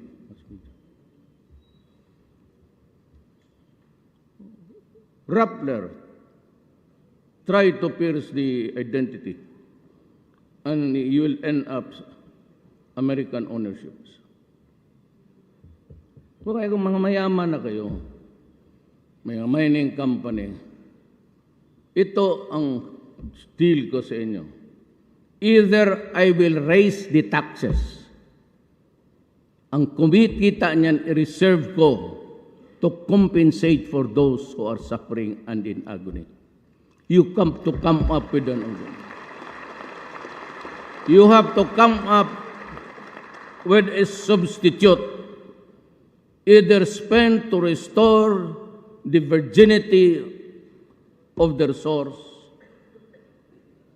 or I will tax you to death. Kasi yung taxes makuha ko, talagang ibubuhos ko. Ngayon, if you can make an arrangements, an inventory of yung nasira, yung mga tao na gutom, but yung river nila, wala nang makuha because it's... You know guys, may mga taga-Davao, we are new to it. We are not new to it. You want to see horror in your lifetime? Akong bahala. NPA, wag muna kayong pag-gara-gara dyan, away-away, kayo magpunta kami. Samahin ko sila. You stop your... Puro hambog lang kayo dyan. Punta tayo doon sa Diwalwal. Doon sa ball mills, and I will show you the river. Up there at the source, it's so pristine. But doon sa, right at the start to the boundary where the millings are started, the water there is not clear. It is not brown. It is black. Your 1 peso will win 1 million from me if I am lying.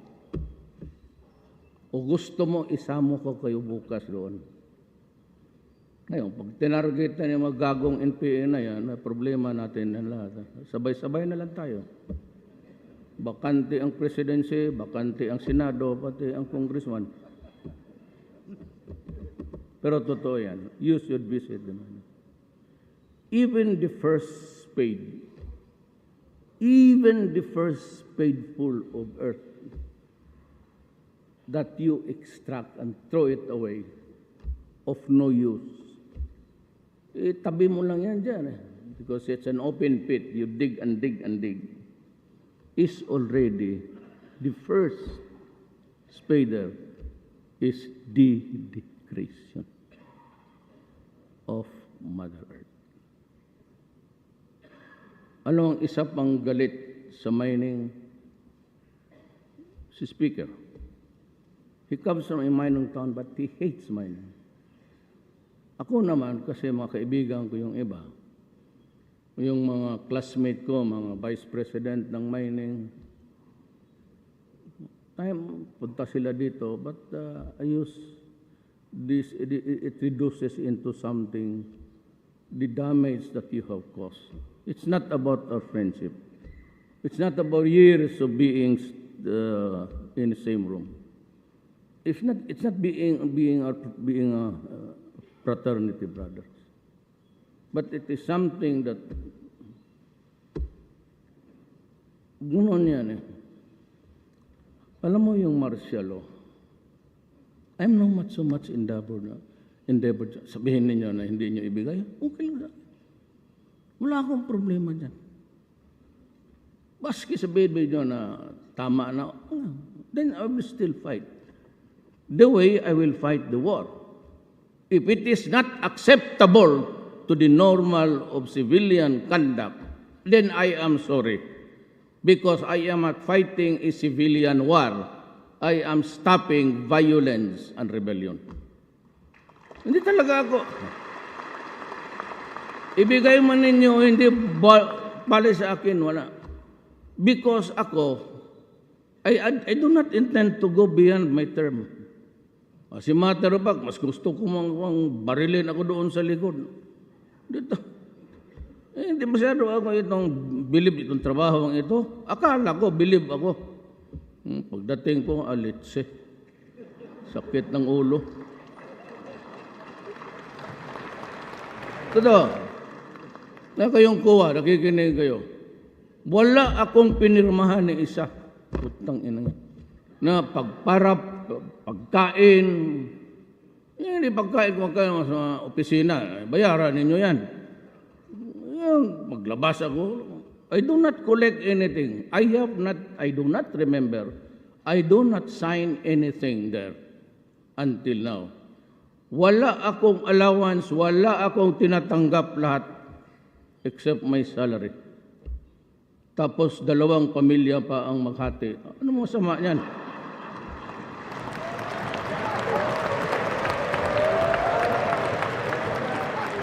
Bigay pa yung pakpakpag dyan.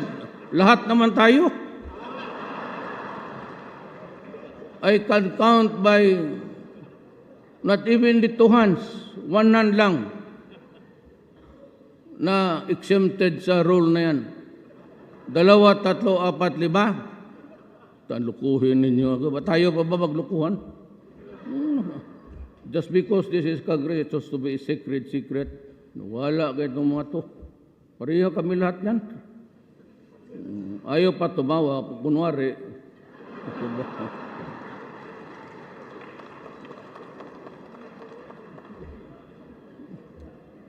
So, I will increase the taxes. Then I will think of something that will compensate or make up for the damage, or at least the income restored. Yeah, otherwise, I'll have to stop mining. I will ask you to stop it. It's not good.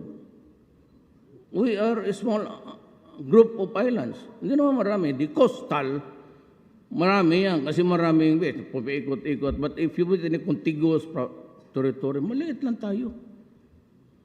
And yet, you must remember that there are so many billions of the future generations waiting in the stratosphere. Ang gusto ninyo para hindi na kayo magdamay, huminto na kayo ng ano. Then let us go to, because this is not end here. How about the billions and billions and billions of Filipinos that will come after us? Kawawa naman. They'll have to scratch Mother Earth to eat. By this time, kung walang upheaval, no regeneration will occur. We are almost like talagang ginagano natin maliit na lang ang makuha nila. Ba't maawa naman kayo? Makikita mo yung apo mo kung ganun mo na lang. Kung ganun mo na lang yung embrace mo yung apo mo sa pangalawang asawa. Yung isang ganun rin. Di ba? Di ba, sir? Suntukin kita dyan ngayon, liar ka. Finally, let me make this appeal to those directly engaged in mining. Declare your correct income, pay your correct taxes. Believe me, your failure to do so will be your undoing and eventual ruin.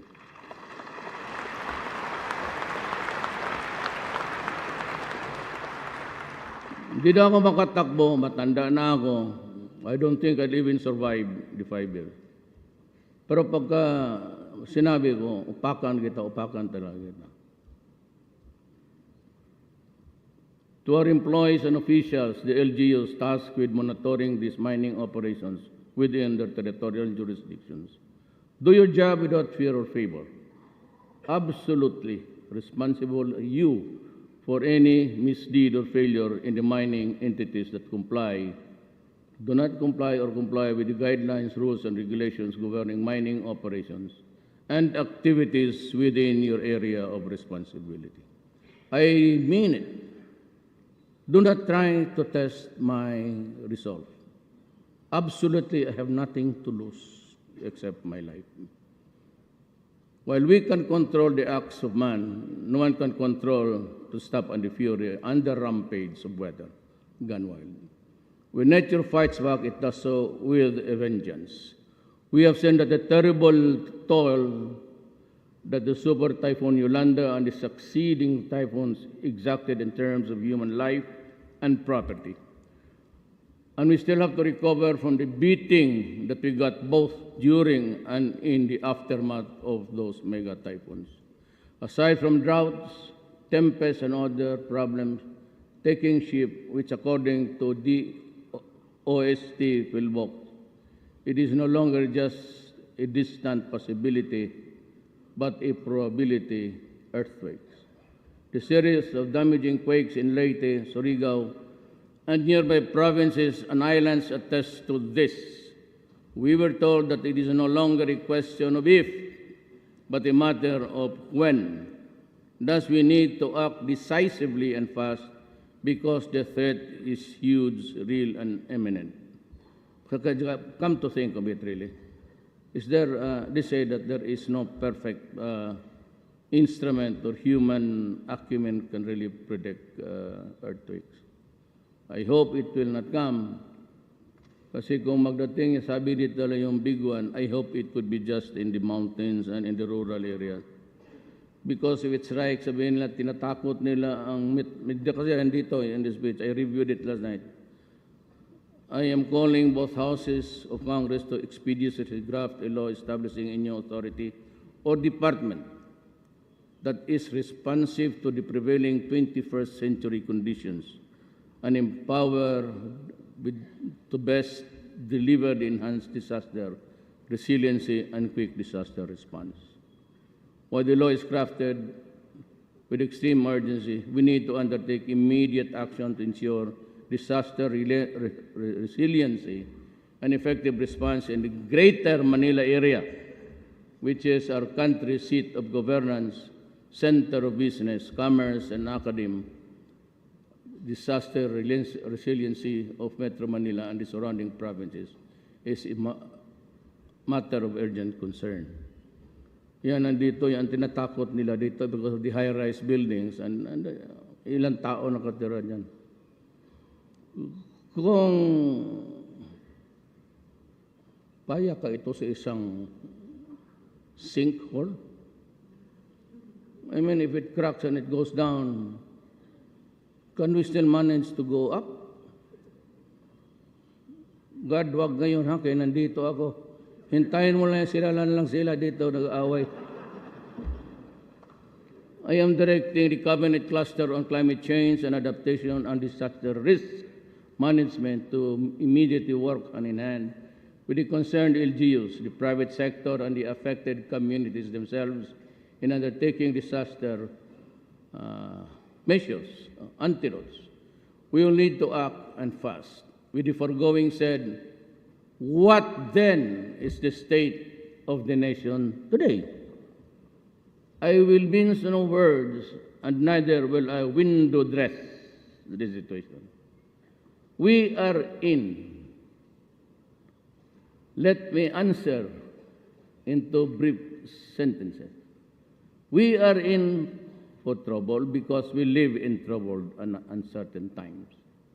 And I feel that things might get worse before they become better.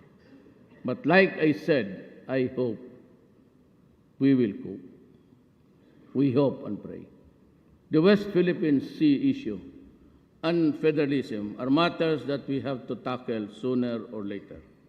On the other hand, despite the recent gains in improving the peace and order situation in the country, there is still so much to be desired, and if we are to completely eradicate the menace of illegal drugs, criminality, and corruption, we must do it. I therefore ask Congress to act on all pending legislations to reimpose death penalty on the heinous crimes, especially in the trafficking of illegal drugs. There is a There is a short clip of CNN about people in Massachusetts. Was it there? Yung clip nila nga pinakita. Tinignan, pakitingin na, it's repeated for almost every week ata yung mga short clip. Tingnan mo yung mga tao doon na hinayaan nilang They are there, they live under the bridge. They're getting thin, they're doing nothing. Pag gano'n lang sila, tapos popos na ano. And they are aplenty there. They do not work, wala. Tapos sabi ng UN, is he here? Are you there, yung UN representative? Na sinabi mo na sabok will not affect the brain. Are you here? Raise your right hand if you're here. Do not worry. I will just do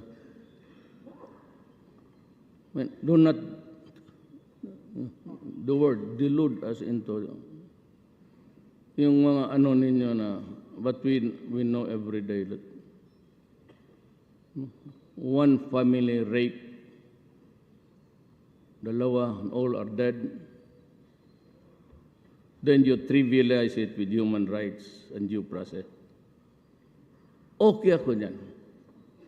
When you go into an anger, you burst with rage, okay yan. But with so many killings as brutal and as cruel as what happened, if you add human rights and due process, you stink and your mouth smells. If you want to criticize, condemn the act, stop there. But do not give the excuse or do not make it trivial by saying human rights at least must be protected. Yan ang pinakabugok magawa ng isang tao. When you criticize, stick on one topic. Then you find an event where you can talk about human rights and due process. But do not talk about it at the same time when there is a carnage and you begin to blabber, talk about human rights. Lalong nagagalit ang tao. May namatay na dyan, alak mo sino man. What have you done in the name of human rights? 77, you have the records. You can summon the police. 77 before I became president. All drug-related, 77,000. And you trivialize that with a conference. At saka pumunta dito, ang tatanungin, yung nasa prisuhan. Na pinriso dahil just imagine, I challenge you. You want a debate in public? Okay, we'll have it. I will challenge you how also you trivialize the thing by binibigyan ng importansya si dilema. You all know, you will all hear, you conducted the investigation. You heard the witnesses. You saw the videos. Is she a credible woman? Can she be a moral person? Hirap. Puro kayo drama dyan sa...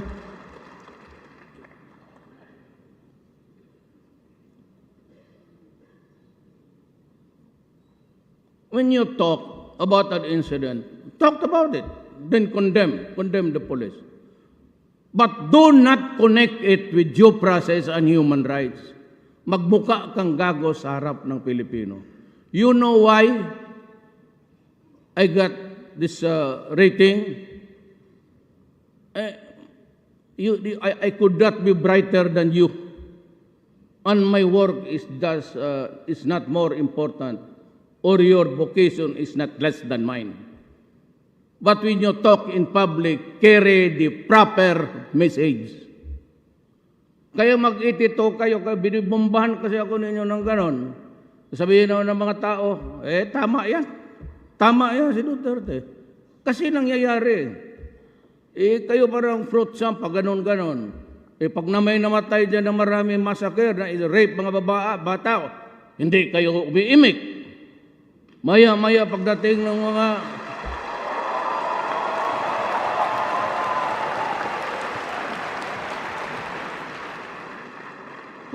nitong mga Western expert ko, no, you give them so much premium and importance. Puta, saan ba ang utak ninyo? Bakit kayo believe dyan sa puti? Tingnan mo ang puti. Panahon ni Obama. Una yung spokesman ng State Department. Kala mo sino? Kala na mas bright pa sila sa akin. Then the staff of the President, then Obama. Would like to remind Mr. Duterte that the policy of the state. Yari ako. Pagdating ni Trump, oh yes, Mr. President, I've been expecting your call. You're doing it all right. I'm doing the deed and this goddamn button.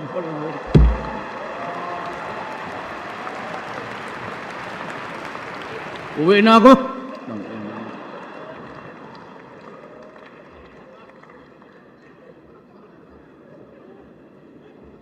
So,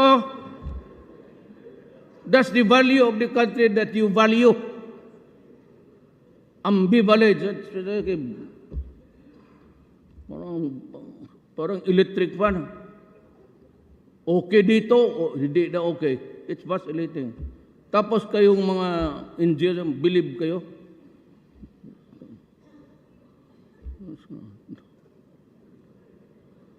Hindi ko talaga maintindihan ang Pilipino. It takes for an American to say that I'm a son of a bitch. And it takes an American to say, oh, you're great, you're a hero in your country. O saan ako pumunta nito ngayon?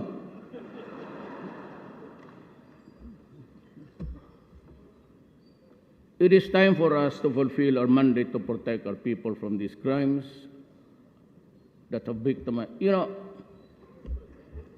Wag ninyo akong takot-takotin yung preso yung International Court of Justice. Shit, I'm willing to go to prison for the rest of my life. Ang importante sa akin, ginawa ko yung gusto ko.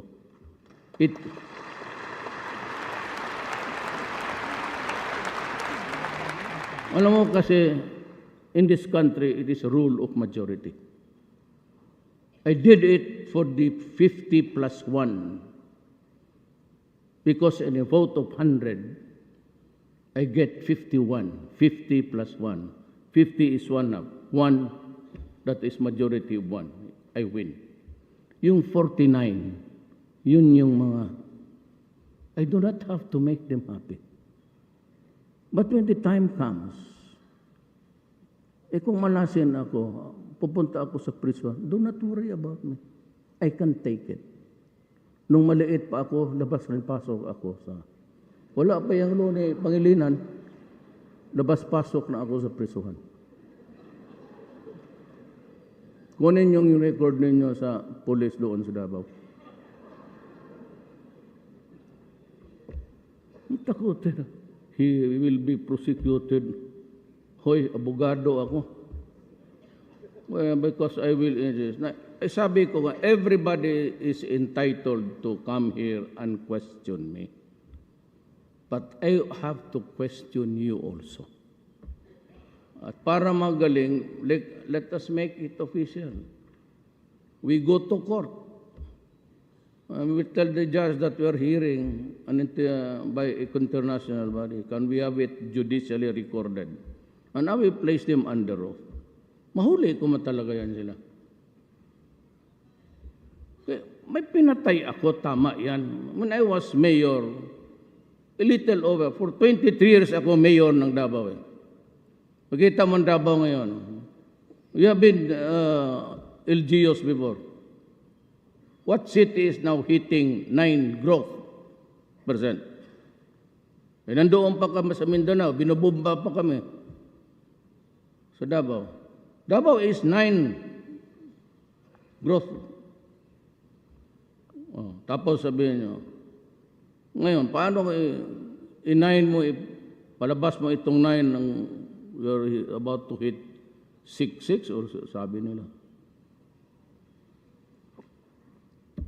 Pero pakayaan mo lang ako, mag-abot ito ng 21, the highest in the world. Kayo lang tigapigil eh.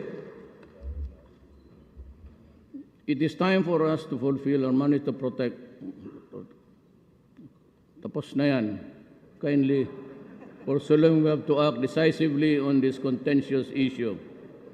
Capital punishment is not only about deterrence, it is also about retribution. Make no mistake about that. Iba kasi ako eh.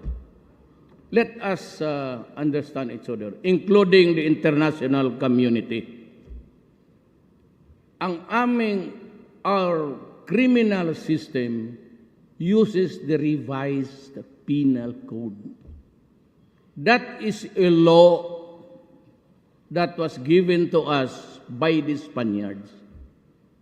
The original revised penal code, though it was translated into English. And those in those about 3 books, that are the definition of crimes and the penalties and everything. And the trust of that revised penal code, ladies and gentlemen, is the essence of retribution. That is why you have penalty.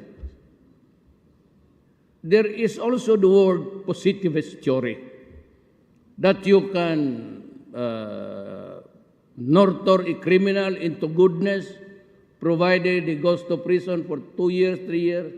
He's released, he's a sex offender. When he goes out, he rapes again, kidnaps another girl, and makes her a hostage for so many years. Ganon kayo eh. Admit it, ganon kayo.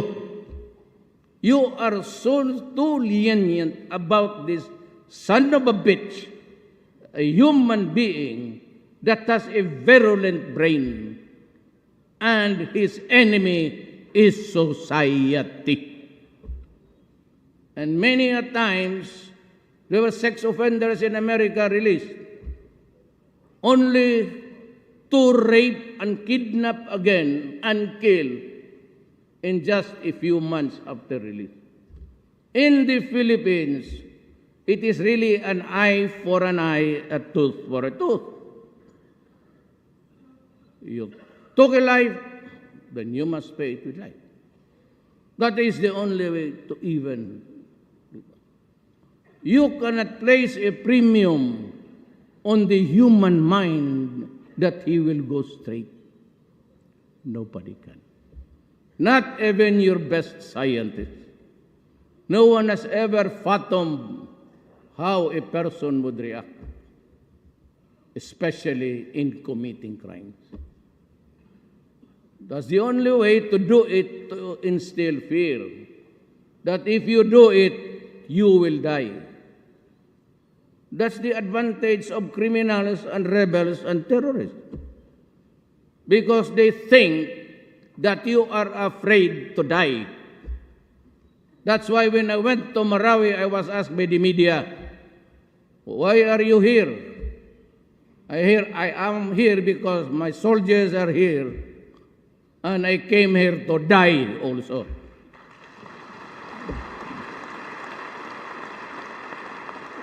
Because in a battle, in a fierce encounter, you have to be of equal equanimity. Gusto siyang mamatay, gusto ko rin mamatay. Ano sa atin? They say that they use the name of God. In the Christians, we have the same thing. I read Ecclesiastes 3. What does it say? Even during elections, there is a time to be great and a time for defeat. A time to be in disguise, emblazoned there, and a time to be known as somebody. A time to have money, a time to be hard up. A time to just walk so many kilometers to school, and a time for graduation and being a lawyer. A time to be, I don't know what I am now, but there's always a time.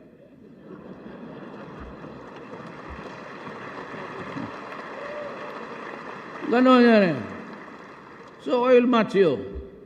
Pag sinabi mo, gusto kong mamatay, anak ka ng dalawa tayo. That's why this bully, I had dinner with them sa bayan. Itong NDF, because I used to be friends really with the NDF. I was crossing the by ideological borders before. Ako yung nakakapasok sa teritoryo. We were friends really. But times have changed because God placed me here. And I take up a republic, take care of a republic. Ganon. Sabi na doon, bully daw ako. Tarantado pa lang kayo. Talagang bully ako. Utang ina. Talagang bully ako, especially to the enemies of the state. Talagang bully ako.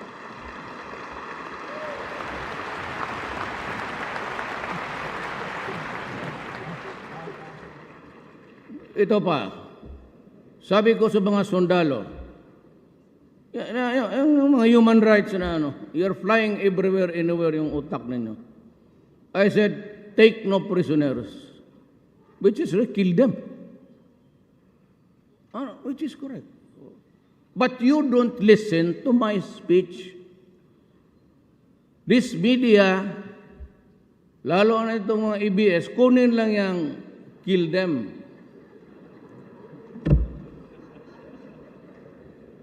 Yan ang problema ninyo, kaya minura ko kayo. Walang presidente na pinutang ina kayo because you are not behaving. Now you're asking me for talks.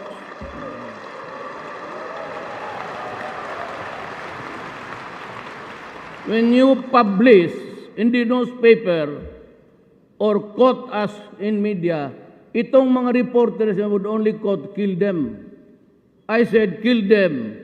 In a fight, if you have to shoot them at the heart or the head. Sabi ko, why? Because they will be detained here in Marawi. Wala tayong prisuhan. Ngayon, and the courts will always insist that they will be, that's the law, that they will be tried and detained in the place where they committed the crime. Kaya huwag kayong mapatayin talaga ninyo kasi ilagay natin yan dyan sa barracks natin dyan sa ating mechanized division. Pag iskapo niyan, dalhin yung kanyo natin, ipaputok pa sa atin. Marami, how many jailbreaks in Mindanao and Cotabato alone? 6. Cotabato City, 4. Ang jail doon nire-rate tapos pinapalabas. Alam ba ninyo yan? Because you do not publish. Or ito mga tagamay nila, hindi kayo, mga bright kayo, believe ako. Mga gonggong. Sabi na, why? What happened last April in Davao? It was bombed. How many were killed? 27. Few years ago, the church was bombed twice. How many died? 59. The airport, just as the people were coming out of the departure arrival, it was bombed. How many died? 32. In the wharf, three nuns were lining up there. I have to scoop the brain of the nun to put it in a can because the face was shattered. Zamboanga. And you say that the violation is only in Marawi. Talaga kayo nagboto. Mag-usap tayo ngayon. Dalhin po kayo doon sa mga biyuda. Kailan lang yun? Kung sabihin na it's only in Marawi, rebellion has been going on in Mindanao. Walang pinasanto doon. Hindi lang yung binabasa ng gusto. Kasi it's very porous. Kung separate islands yan, baby. Kung separate yan, very porous, they can go. And Mindanao, this is not to, the Moro has nothing to do, pareho tayo. Pareho tayo maranaw. So, just shut up. Huwag kayong, ito ang totoo. Maraming Muslim sa Mindanao, lahat ng, sa Abra mayroon. In this fight, why do you think the Moro would side? Kung patayan, they will side with government? Kung ako ngayon, kung nakatira ako, hindi kami umalis ng, di ako dinalang nanay ko sa labas. I will be a resident of Marawi. What do you think will be my sentiment? Solo, Davao, puro Muslim ang clubs yan. There are clubs. Parang baryo-baryo. Pag nagsentimento ang putukan, magputok yan sabay-sabay. Another thing I'll talk it about in the conference. Sumobra itong left. Magawa ka ng bahay, nakawin. Sabi ko ng sundalo, do not force this. I will just build yours. Bigay mo na lang. And may project na yun, gusto naman nilang kumatin. Do not commit that mistake. Here and I will tell you, including the Congress of the Republic of the Philippines. You do anarchy, I will order the soldiers and the police to shoot. Even if I have to bury 1,000 Filipinos. Huwag ninyo akong ganunin. Either let us understand this beginning today. Either we have laws in this country or we do not. We enforce the laws against the minors and the rich, but I will also enforce laws against anarchy, disturbance, and create trouble. Kayo rin, natatakot ninyo. Takutin ninyo ako na occupy the streets. Anak ng waiting. You stay there, you ask for 2 days, I will give you 6 months. Huwag kayong umalis dyan. Kainin ninyo pati yung dumi ninyo dyan. Magtakot-takutin mo ang gobyerno. I'm sorry, I've exceeded my time, but kailangan ko sabihin para maintindihan rin na total na nandito na lang rin ako sa media, nakikinig pati lahat. Kayong mga left, I will not talk to you. Why should I?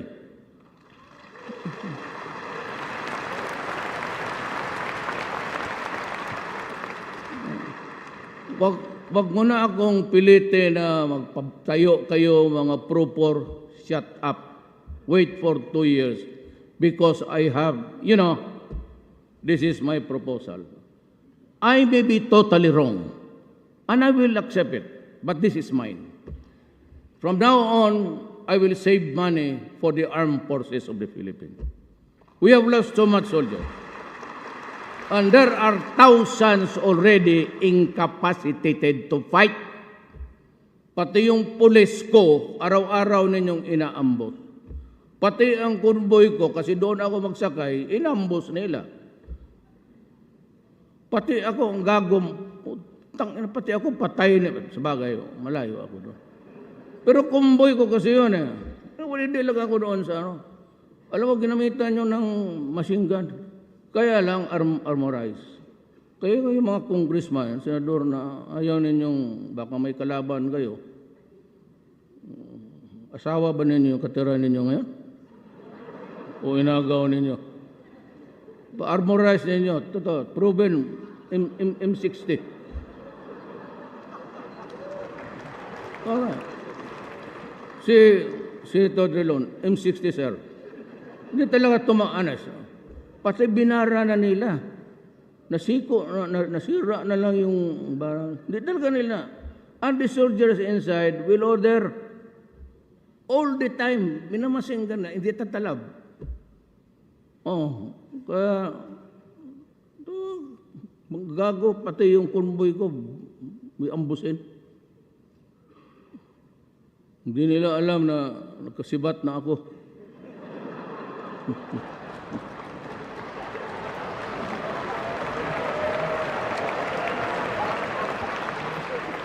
Kaya gusto niya ako mag-usap kayo na. Sumubra kayo. Ikaw, season, mag-inom ka ng tang yung orange. Matanda ka na. Kayong Pilipinas na kinig. Buong Pilipinas. Kayong mga bata. Kayong mga lumad natives. Ito matatanda na ito. Season is sick. May colon cancer. Ang gastos ng Norway, sumurrender na siya. Kasi naging issue sa politika. This government who sponsored those, who provided the good offices. Matatalo sa eleksyon dahil sa issue dyan. Kasi pabalik-balik ang mga buang kala mo, mga turista. Wala na ang pinag-usapan. Pagdating dito, gusto ng ganito, gusto ng ganito. Mo.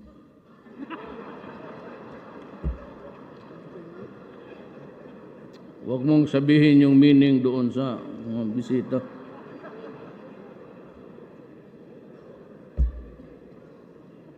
Pura na ko ba? Talagang ako, sir? Masyadong demanding. Hindi naman kayo nanalo ng election si minsan. You cannot even hang on to a barangay. And you keep on killing people. Hindi lang yung mga pulis, pati yung mga civilians na ayaw magsali sa kanila. Kaya sabi ko talaga, buang ka. Ang sinabi ko talaga, pardon po siya, pinutang ina ko talaga siya. The other day sa Davao. Sino tinatakot ninyo? Katanda-tanda na ninyo At lahat tayo mamatay. Kayong mga iwan dyan sa karsada, mabuti pa umuwi kayo. Wala kayong makuha dyan sa komunista. Do you think that if the ISIS prevails in this country, that you will have a place in their society, you must be openly stupid as stupid. Wala kayong makuha. Lahat ay damay.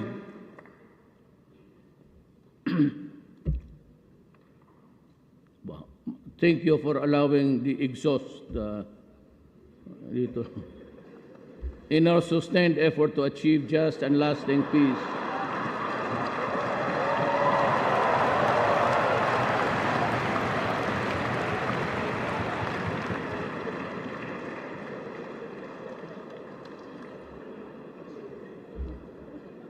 class, be courteous. So do not make a noise. The visitors are listening. Just and lasting peace. For United Nations, we are pursuing an inclusive peace process in promoting the participation of all stakeholders, including those conflict-affected areas. We took steps to promote inclusiveness in the Bangsamoro Transmission Commission by expanding its membership to Executive Order Number 8, which I signed in November last year, by giving representation to indigenous peoples, women, children, and sultanates, and key stakeholders in the drafting of the Bangsa Basic Law. We ensure a Bangsamoro government that truly reflects the aspirations of our Muslim brothers and sisters as well as our indigenous brethren. We have embarked on various initiatives to advance our national interests in the global community. We pursue good relations with all nations anchored on an independent foreign policy and the basic tenets of sovereign equality, mutual respect, and non-interference. ASEAN independent nation will uphold and promote our national interests in the international community. We will strengthen and seek partnership with those who share our values. We will engage nations with full respect for the rule of law, sovereign equality, and again, non-interference. These are the principles that we are upholding as we advance towards this year for the meeting as the chair of the ASEAN. We have cultivated warmer relations with China through bilateral dialogues and other mechanisms, leading to easing of tensions between the two countries and improved negotiating environment on the West Philippine Sea. At this point, allow me to take a step back in time in 1901.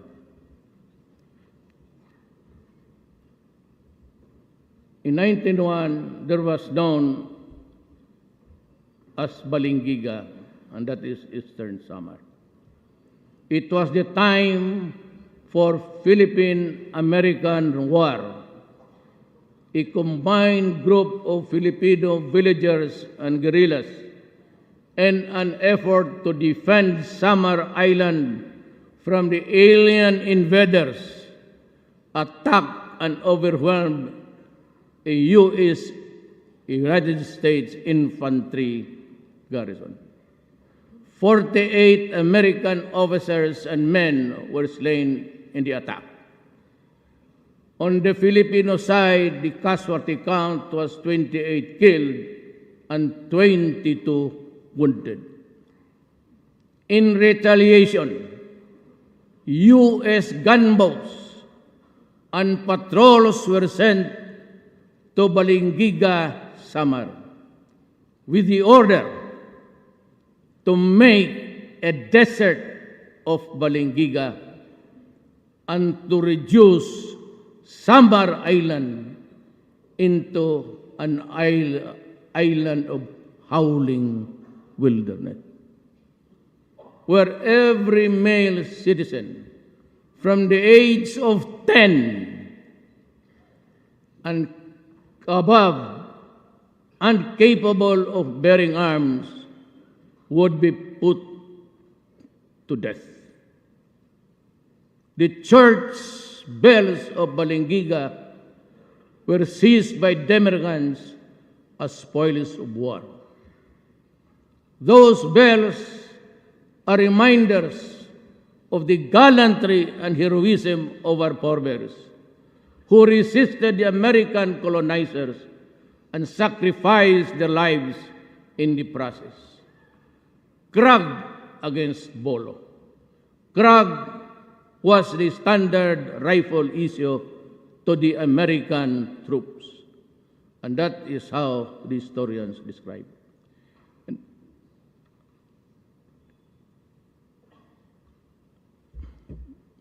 Nauna ka, pababa mo.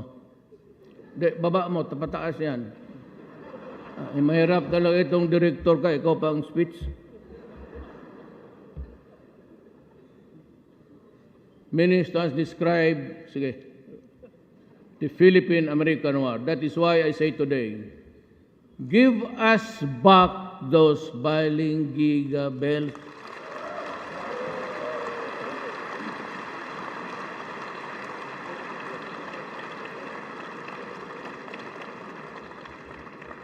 They are ours. They belong to the Philippines.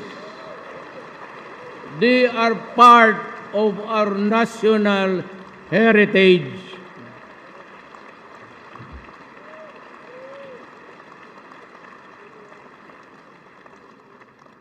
Isauli naman ninyo, masakit yon sa amin.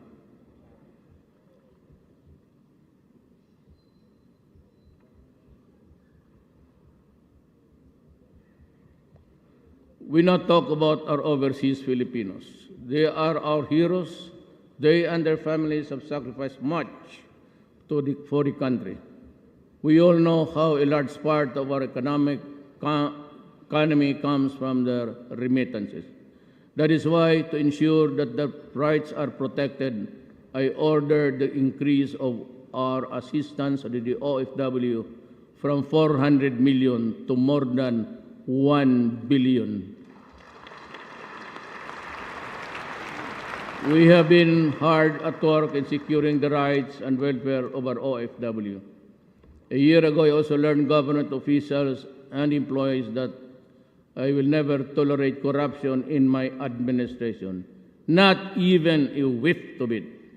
Let the dismissal of several higher-ranking officials, whom I myself appointed, serve as a warning to all that I will never back down on my commitment to cleanse this government and corporation. In order to bring government services closer to the people, establish hotlines, government centers that receive public concerns. One of which is the hotline 911, which allowed us to receive and immediately respond to emergencies. We also launched hotline 8888, the Citizens Complaint Hotline. This is a public hotline facility that receives feedbacks or concerns on government services. Since we launched this hotline, we have received numerous complaints from the public on government slow government processing, unclear of changing procedures and requirements, centralized issuances of clearance and permits in Metro Manila, and discourteous government employees, among others. Meron ito eh.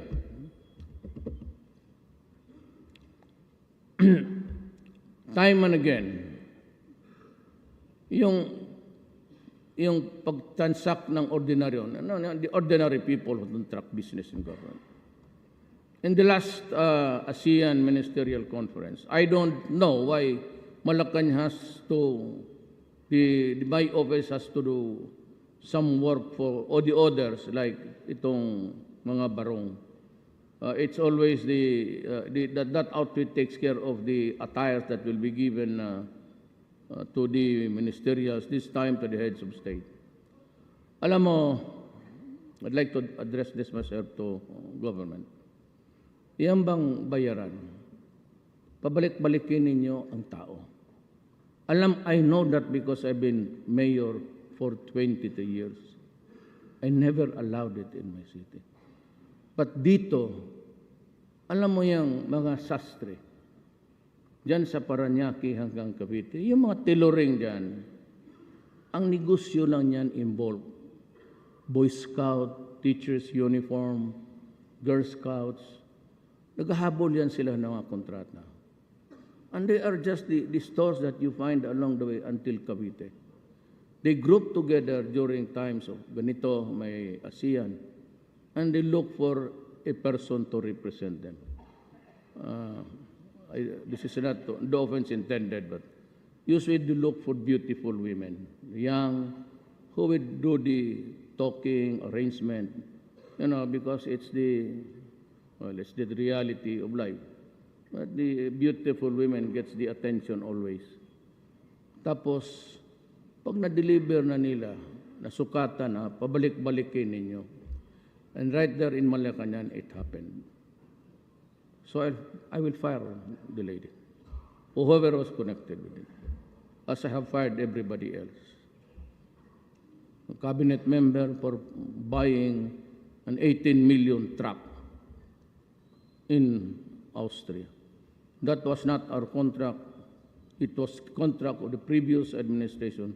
14 of those 18 million were already delivered. This cabinet member was, I was informed about, and I said his legal office to stop it. You know what? You can just write ahead. Travel there, sign something for another tranche of delivery. So right there at right in the cabinet meeting, I said, were you able to read the opinion of your own law office? He said no. But Sunny Dominguez was already passing to me yung sa iPhone. So I was reading it while I was talking to him. So, putang ina mo, you're fired. You're lying. And so I fired him. Go out of this office. I do not want to see your face again. Ganon ako ka-stricto. So the cabinet members, they are here, they're only given noon 1 year, 2 years, 1 month. The directors, makinig kayo sa gobyerno, bantay kayo. Directors, you're only given 15 days. And I do not want directors out of their office. You eat your lunch there. Lahat kayong taga-gobyerno. So that you can resume to work immediately. Now, ito ang deal ko sa public. There is the 8888. I cannot stop corruption and wrongdoings if you do not cooperate. You text me, libre yan, 888. You name the public official. Name his sins in that bulletin, and I will take it from there. Do not be afraid about libel. I will take care of that. Yun ang gawin ninyo. I have to have your help. Hindi kasi kayo wala yan. Lahat. Police, military, lahat. Pati ako. If you think that may nagawa ako ng masama, sabihin ninyo. Do not be afraid. We are all workers of government. Kayo yung employer namin. We get the money from your pocket to our pockets. Kailan pa niyo, since when have you heard me talk about government and officials? I always address everybody, workers of government. I seldom mention Malacanang Palace. It is not a palace, it is just a house of wood. So why should I call it a palace? Give me something like the European style. Yeah, I just called it office. Palas-palas ka dyan eh.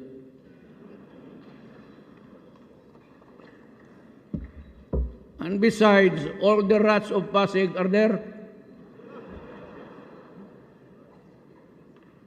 Just beside Pasig River.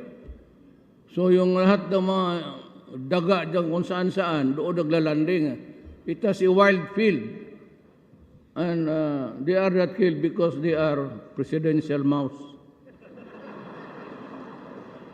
Yun ang sabi ng sundalo. Sir, hindi daw ipagbaril kay presidential mouse. Putang ina, mabuti pag mouse dito kaya hindi pa pinapatay. Yung tao, kinakatay ninyo. The people's patience is wearing thin. So is mine. I am reiterating my directive to all government agencies from frontline services to our people from womb to tomb to further streamline the respective services to make these truly efficient and people-friendly. We want to ensure that our people receive the quality services that they deserve, minus the delays by the bureaucratic red tape. I expect speedy reforms along this line. We will right-size the national government.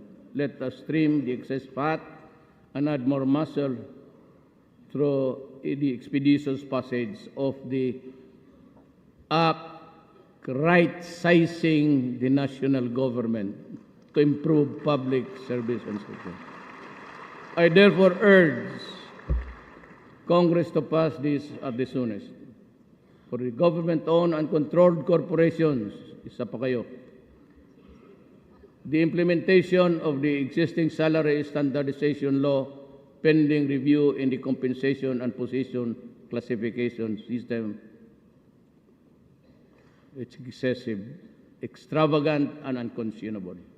Salaries and allowances, incentives, benefits, and bonuses across the government-owned or controlled corporations at this time increases will have to pass by my office. And I am not inclined to increase your allowances, bonuses, and salaries at this time. Wala. You cannot do it on your own. You have to direct it to the Executive Secretary. And I will just tell you, I am not inclined to give increases right now. Maybe 7 years from now, when Drilon makes it to the presidency. I also appeal to the Supreme Court to seriously consider the national interest and our development goals before issuing TROs and injunctions and critical government projects and cases involving government assets. I am just a co-worker also, ladies and gentlemen. May I be allowed to be also just as frank? Total, wala naman akong inaano eh. I do not mean to offend you. But I cite, for example, the Supreme Court TRO that prevents the Department of Health from distributing subdermal implants which cost the West States of $250 million worth of taxpayers' money. I also note that since its issuance 2 years ago, this TRO has impaired the government's ability to fully implement responsibly planning and family planning and methods in the RH law. It is time that we put an end to the practice of some parties of resorting technicalities in our laws, prevent the government from fulfilling its mandate. Ganito yan, ma'am. Total, this is as good as any other time to talk to you. And may I be understood by you. I am sorry to say this. Really, I am. I do not intend to do it. But if we have to talk about government and our sins, which I am not an exception, or our, delays, lahat naman tayo nagkakamali. Ganito yan. Two things.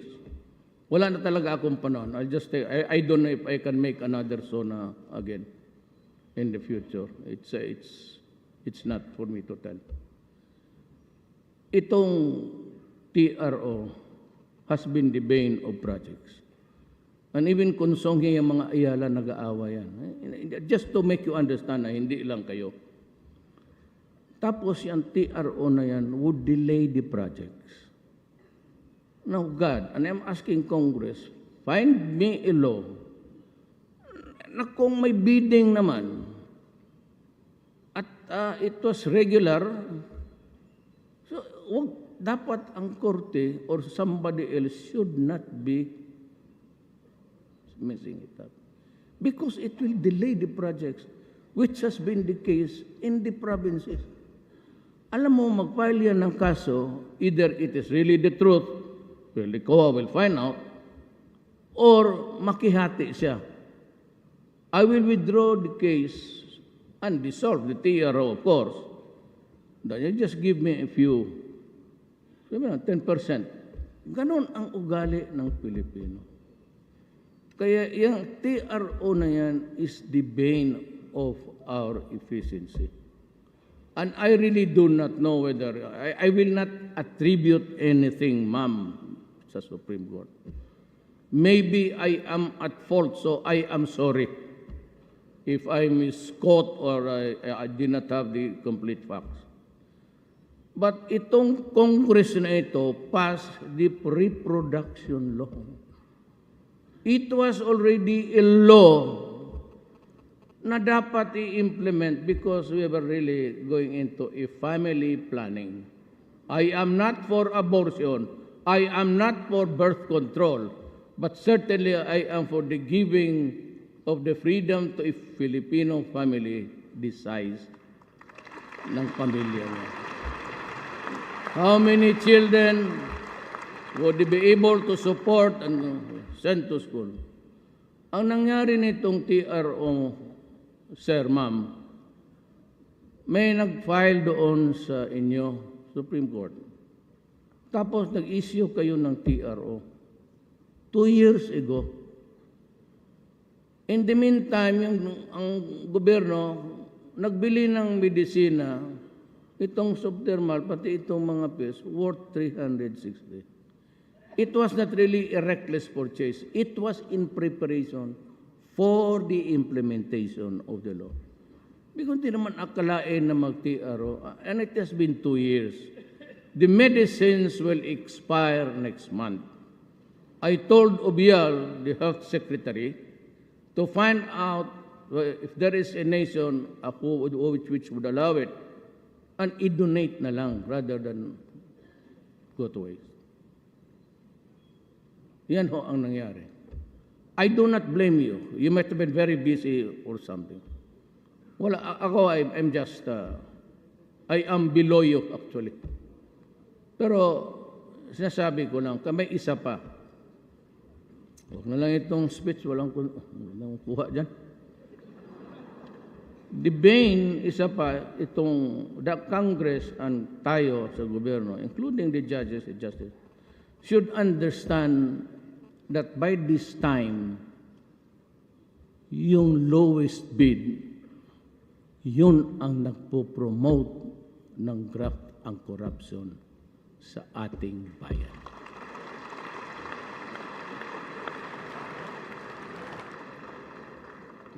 COA, you are here. At maraman na lang ninyo na may violation ako. Doon sa military, I do not allow them to bid. That's just to buy the weapons from everywhere. Because almost all countries are making arms. The tawag nila small arms industry. We are just fighting a rebellion. True, we do not need the armaments. But dyan sa Marawi, you have to hit hard because they are prepositioned inside building. And until now, we cannot proceed fast because there are 300 hostages. Sabi ko, do not assault. If necessary, we'll just have to wait. Wait it out. But we have to give food. You do not know. I don't care if they are Moro or Christian. But it's not, we do not have that luxury. Kasi pag there's a distinct possibility that we attack, they will just behead everybody. So find a way to do it. If you cannot find a way to do it, then just, I said, wait it out. Diyan ang nakatagal. Baka sabihin hindi marunong itong sundalo. Ako yung nagpipigil. Initially sabi ko ng Bombay, sir, hindi talaga madala, sir. Every window is occupied, yung high-rise. And we were losing because of the snipers. And in the hari, I said, slow down. Hindi ako nagyayabang, when I was in the camp, sa Ranao, well, I was being briefed by the military, and I was giving the instructions. I heard about 16 pumutok, at saka yung bala na, wing, wing, wing. Yung mga reporter na doon sa likod ng stage, kasi semento yun. We will, if this is the way how we should wait, then we will wait. Unless you can find a solution, somebody here with what's the God, even a horse sense to negotiate for the release of. Yan. Yung itong isang, abalik ko yung Louis Bid. Alam mo, ganun yan, Adre. Ang magbabagsak ng Louis Bid, yung walang pera. Ang magbabagsak ng Louis Bid, sasabihin niya doon sa, magbibigay po ako sa inyo. Kung sino-sino yan mga opisyal. So, Louis Bid, papanaluhin siya. So, with no capital, bibigay siya ng pera. Tapos, lahat bigyan niya. Connected will, lahat. Pagkatapos yan, if it is 100 million project, he has to pay so many guys. Ang naiwan niya 100, out of the 140 million na lang. So that is the cost of the project. So when I was campaigning for the presidency, I was all over the Philippines. My God, I could see the appropriation. Pero ang airport nila, 3 meters long. So ginawa na lang basketball court. And there is a province here. Hindi kayo. If you look into the records back in time, na puro na complex ang roads dyan. Talagang daan dito, daan doon. Pero pag pumunta taka, 100 lang. It's only one highway. That is how corruption destroys the nation. Ngayon, last. I have to say this. Kailangan ko, sir, sabihin, sir. I was elected June 31st. Nag-oath ako. So, July, nagpunta na ako sa AFP Medical Center. Nakwento ko na ba ito sa ito? Hindi pa. Tapos sabi ko, quite familiar kasi I signed a lot of, nung mayor ko. Sabi ko, may MR ba kayo? Sabi niya, wala, sir. Sabi ko, may state-of-the-art ba kayo na x-ray? Sabi niya, wala, sir. Sabi ko, may hyperbaric ba kayo? That's the chamber where you are placed inside. If you suffer events, you are nagdi-deep dive ka. But it is also high pressure that can arrest gangrene, especially those who are extracted from the field of battle about 2 days na. Gangrene sets in. So they are placed there, and it can work miracles for a wounded soldier. So, in one upuan, in one setting, you did this. Then I saw the building when I went inside. Yung drainage nila bumabalik. So I said, I'm really surprised. Military men, why would you allow that kind of thing? The dirt is going back to the... How do you expect the sailors the soldiers to get well? Tapos, that's the only building. The oldest. I said, okay, you rehabilitate it. I'll give you a new one in the meantime. But last month, I went to the back of my office, doon sa barracks ng Presidential Guards. So they were groundbreaking for the hospitals of the soldiers. And I asked the soldiers who were there also from Bilona, are you now using the equipments? Alam mo ang sinagot sa akin? sir. Tayo-tayo na lang mag-usap, huwag na lang yan sila. Tayo na wala pa. Hindi pa na-deliver. Nabi ko, if this is the way how you treat our soldiers, and they are dying now, and that machine was ordered a year ago, then a cordita, a mutiny, is not a surprise to me.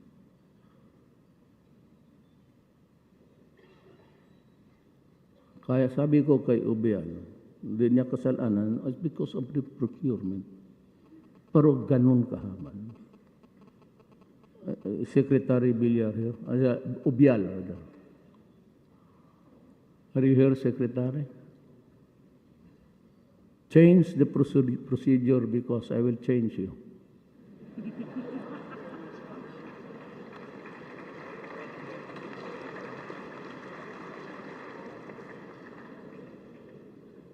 Talaga magkudita ito. Marami lang. We are losing about, by this time, every day, we lose about 10 every day. Sometimes I say it's a useless warrior. But there is a rebellion. Sabi ko, baski kung ako ang sundalo niya. And there is a machine already ordered. It could have saved my leg. Tapos wala ma. Putang ina, magkudita ako. And let us get the machine by ourselves. I will not be surprised. It's already in their minds.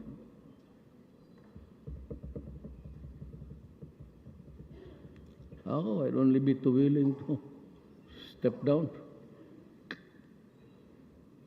But as a long-term solution, I urge Congress to thoroughly review the existing procurement laws and come up with legislation that will ensure prompt delivery of goods and services to the people, especially medicines and hospital equipments. Kasi itong military, ay sabi ko, do not mind COA about, I will answer for that.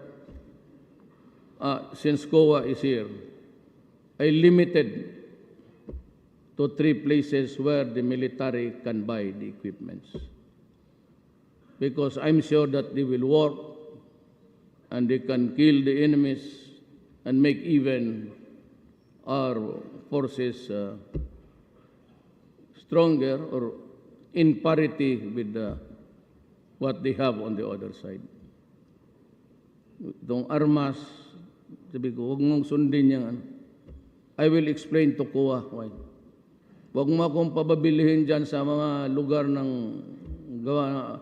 South America, lahat dyan sa mid-European, Eastern European countries are also, there are good ones, but I limited them to especially equipments in listening.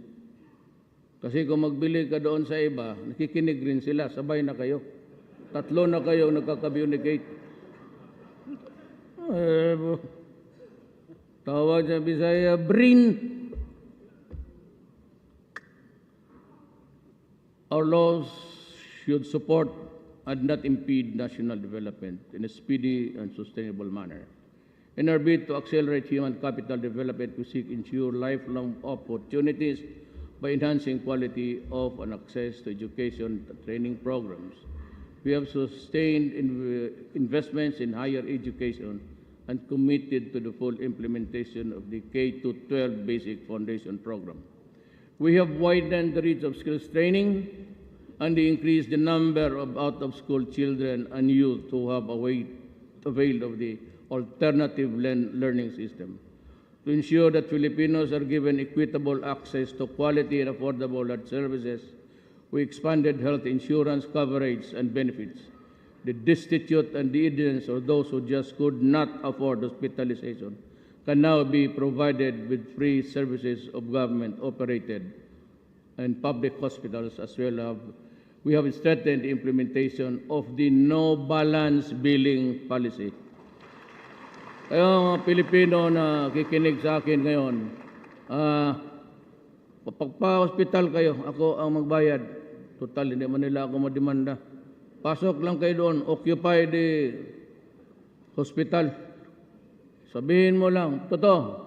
Pasok kayo ng hospital, sabihin ninyo na sabi ni Mayor Duterte, pagamot daw kami, siya daw ang bahala magbayad. Marami tayong tresurero dito, ilaw. Wag na yan, yung iba naman, taas na.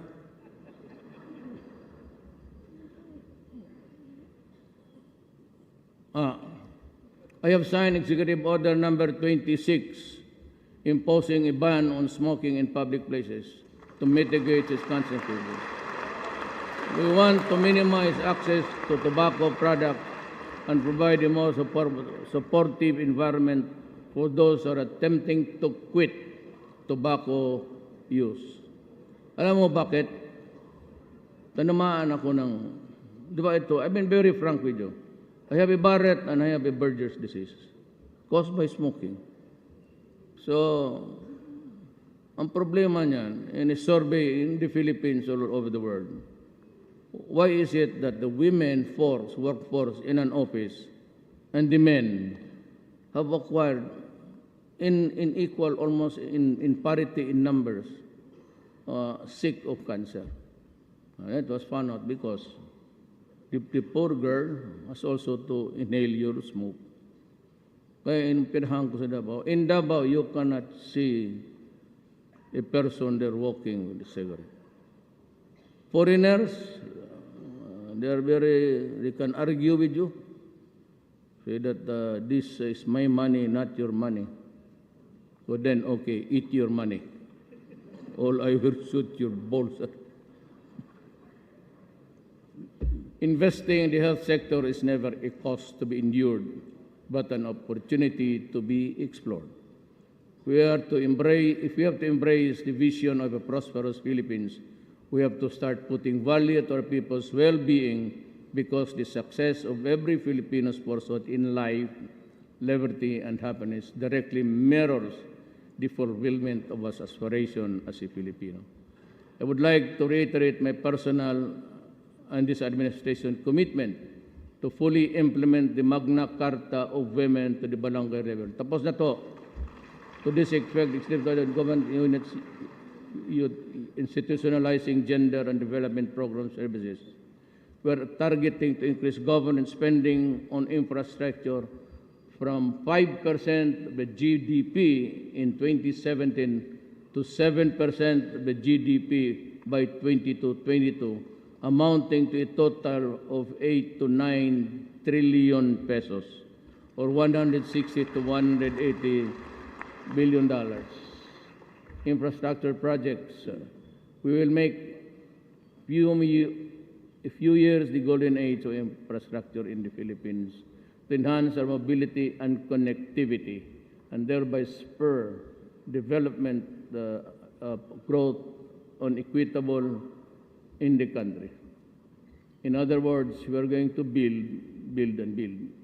To improve our sea connectivity, we launched 15 brand new ro-ro vessels to ply major nautical routes all over the country. We also opened a ASEAN ro-ro shipping route connecting the ports of Davao and General Santos, Philippines to Bitong, Indonesia. To address the congestion of our seaports, we modernized the ports of Iloilo, General Santos, and Cagayan de Oro, and Zamboanga. We shall complete strategic road and bridge projects, and some of the road sections shall be widened and improved to address the worsening traffic. Alam mo, si Ma'am Grace, you are pushing for, when I became president, EDSA was already horrendous, as it was a horror of the other administrations.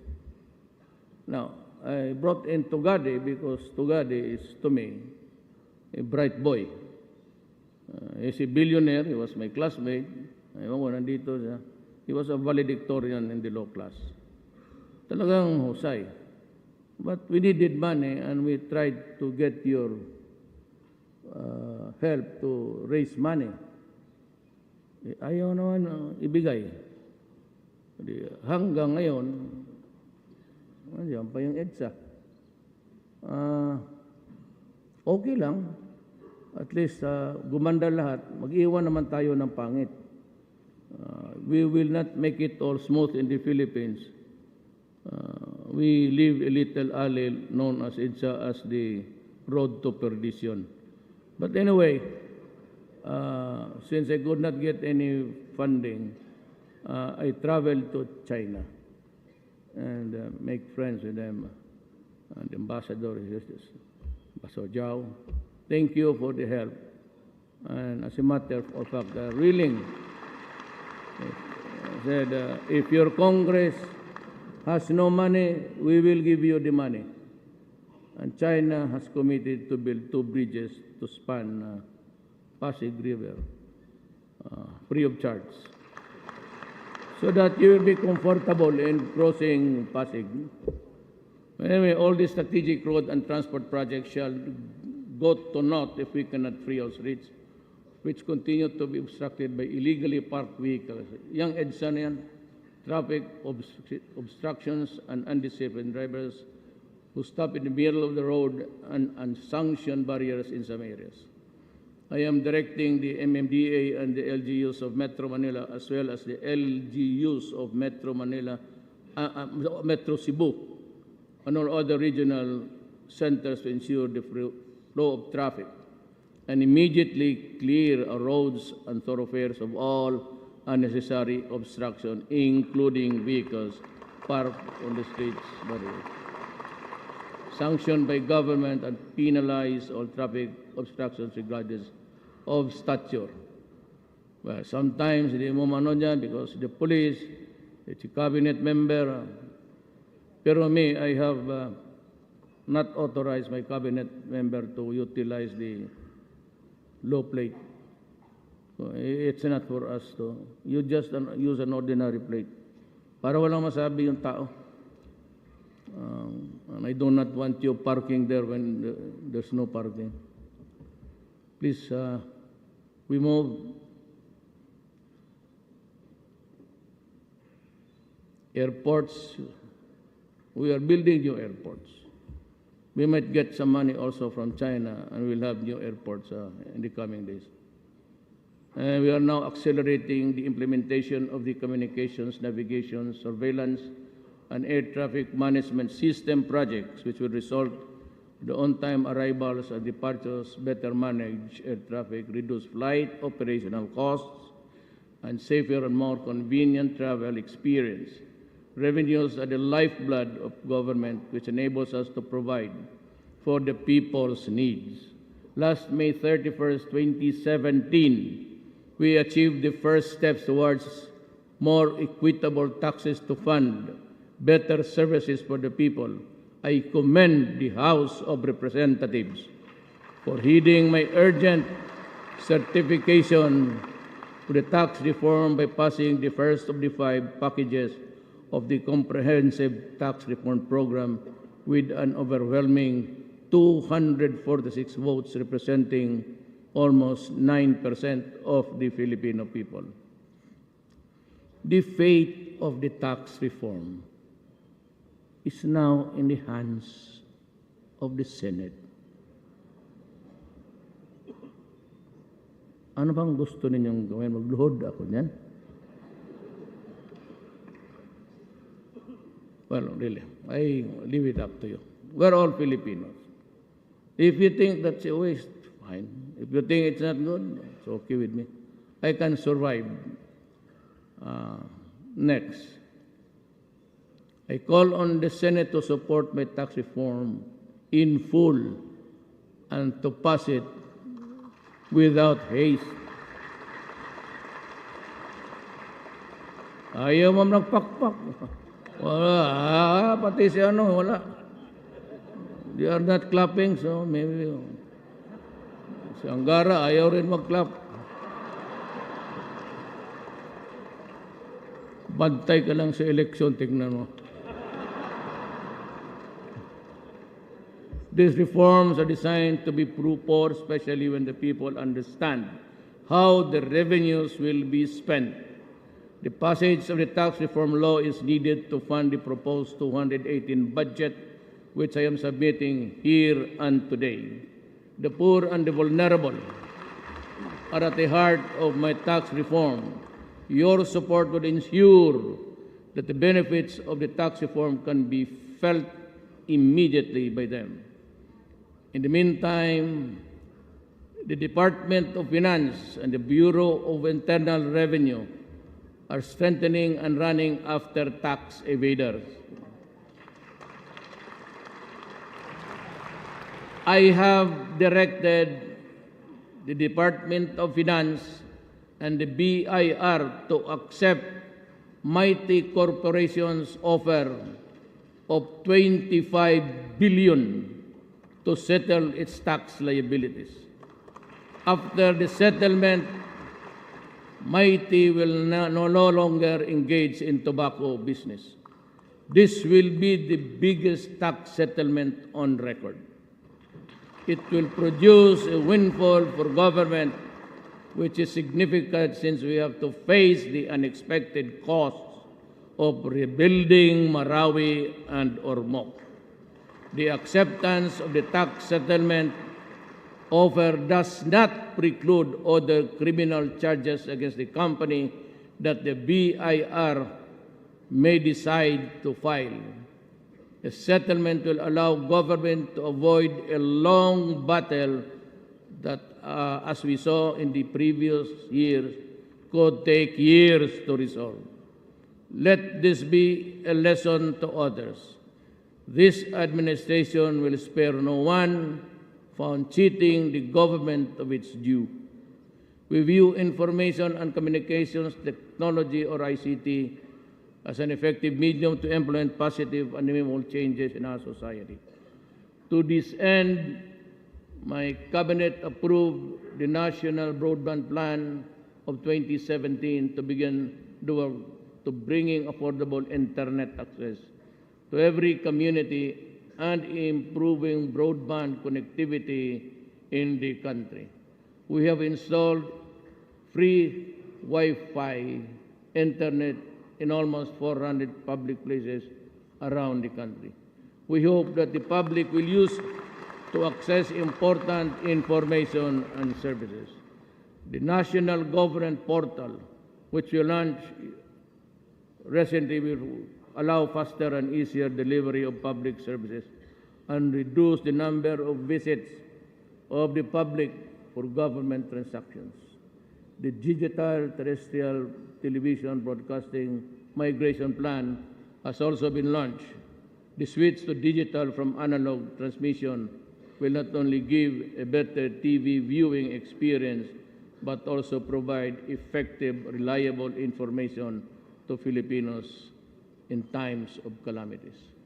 The government-owned Salam Digital TV, the first Muslim TV in the Philippines, is now already on test broadcasting. There are some of the things that we have done for the past 12 months. A more detailed narrative contained in my report to the people will be released soon. Whether or not my first year of administration was a year of gains or a year of setbacks is not for me to say, but for the people to judge. I defer to the people's judgment. My fellow citizens, much remains to be done. Corruption persists like a fishbone stuck in the throat. It pains and it is disconcerting. We need to pry corruption from government corpus, which is deeply embedded. And we also need to put an end to squabbles and bickerings within agencies focused fully on speedy provisions of quality public service to our people. Believe me, it is easier to build from scratch than to dismantle the rotten and rebuild upon its rubble. Nevertheless, let us work together and lay a new foundation upon which a better Philippines can be reconstructed. Help me build a better tomorrow. Let me end. Gusto ninyo Uwi na tayo. O gusto niyo yung kwento? Marami pa yung kwento sa inyo. Let me end by wishing everyone in the language of the orb. May God keep us forever sheltered in the hollow of His hand. Salamat.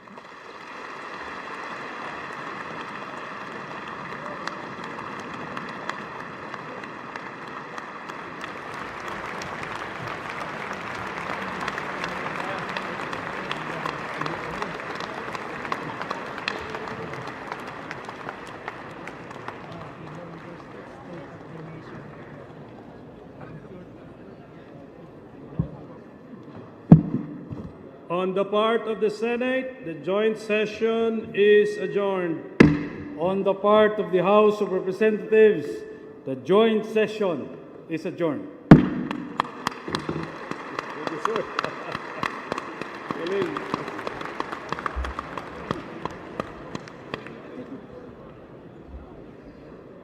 Adto ta sa budget.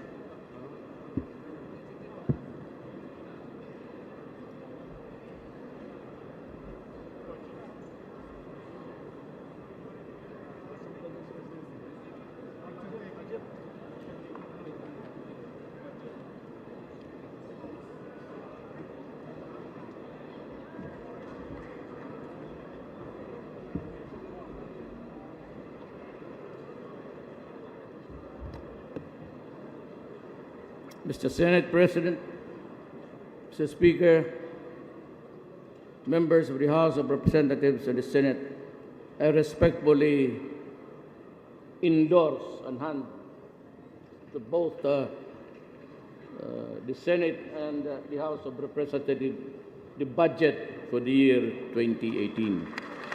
Respectfully submitted.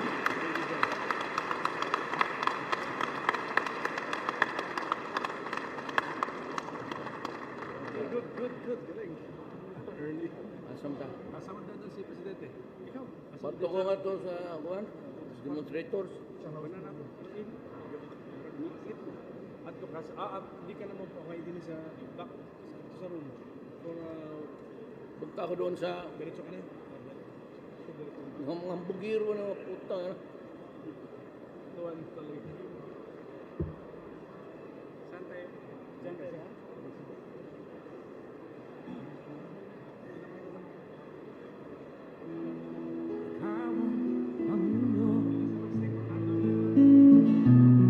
Para sa pagbabago, sawa na ang bayan ko sa magnanakaw na tao.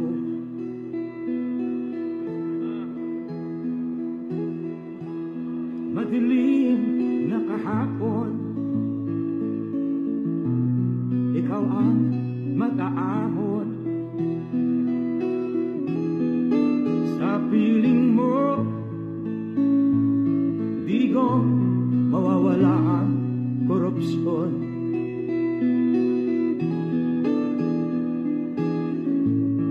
Tayo na, Pilipinas, tayo na magbago. Hawak kamay tayo para sa pag-asenso. Ikaw at ako, tayong lahat kay Rodrigo Duterte, para sa tunay na pagbabago.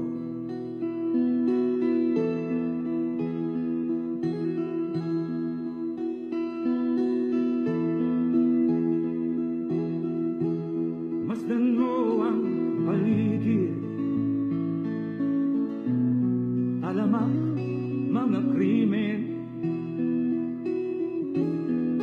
rape, droga at mga nakawan, dapat nga mapigilan.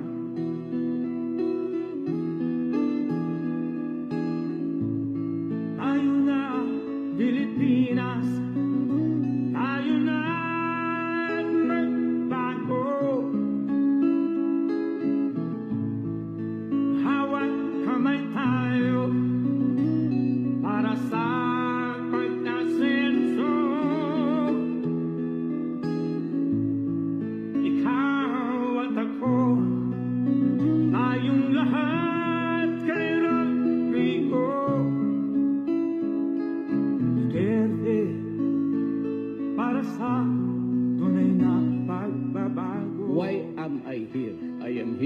because I love my country and I love the people of the Philippines. Ikaw at ako, tayong lahat kayo.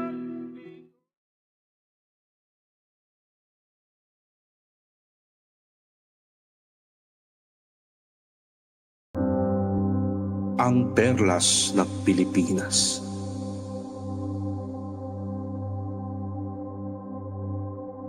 Walang pahinga sa pagtulong ng mga mahal nating mamamayan.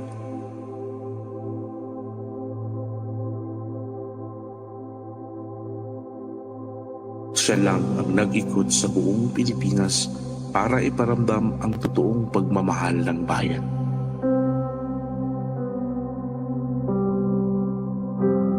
Kahit binawasan ang budget ng OVP, patuloy pa rin ang serbisyo sa mahal nating mga kapatid. Ang totoong pagmamahal sa Diyos ay makikita kung paano magmahal sa kapwa.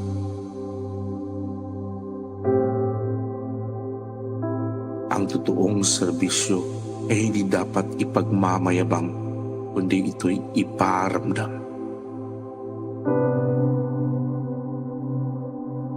Ang totoong leader hindi napapagod dahil mayroong Diyos sa puso.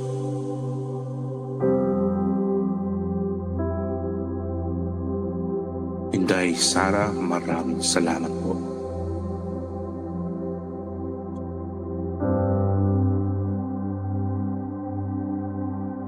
Dahil ikaw ay naiiba dahil sa puso mong ubod ng ganda.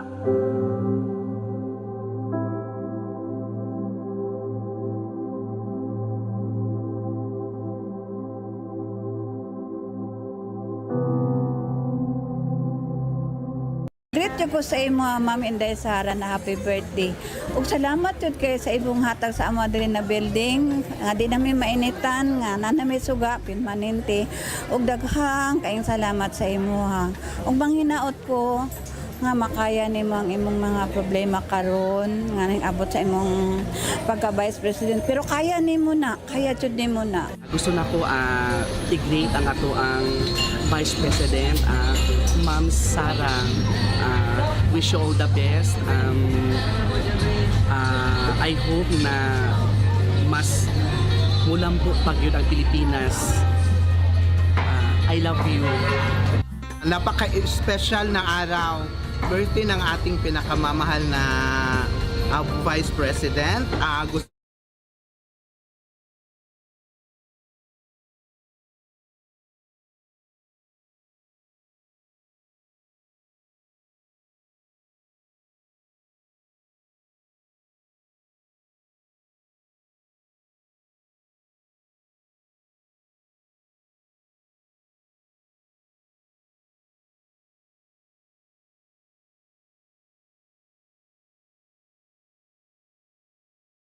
They know the consequences of their criminal acts, especially when caught in flagrante delicto, and they violently resist arrest. They know that illegal drugs waste away lives, dysfunctionalize families. Ibang relihiyon, na marinig nila ang iyong salita, makilala kayo sa kanilang mga puso, na sa kanilang pagluhod, kami ay dalhin sa trono ng inyong pagpapala. Ipagkaloob ninyo sa inyong mga anak na lubusang nananampalataya at nagtitiwala sa inyo. Kagalakan, kapayapaan, at kapanatagan ng kalooban sa isang bayan na masagana at nagkakaisa. Ang lahat ng ito, samo at dalangin namin sa inyong makapangyarihang pangalan. Amen. Ladies and gentlemen, honorable members of the Congress of the Philippines, Rodrigo Roa Duterte, President of the Republic of the Philippines.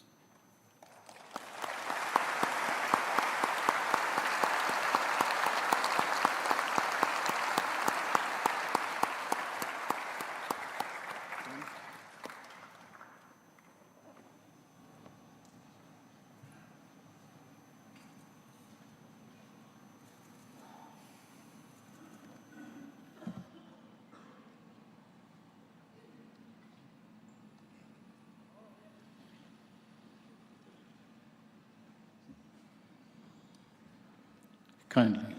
Thank you for your courtesy.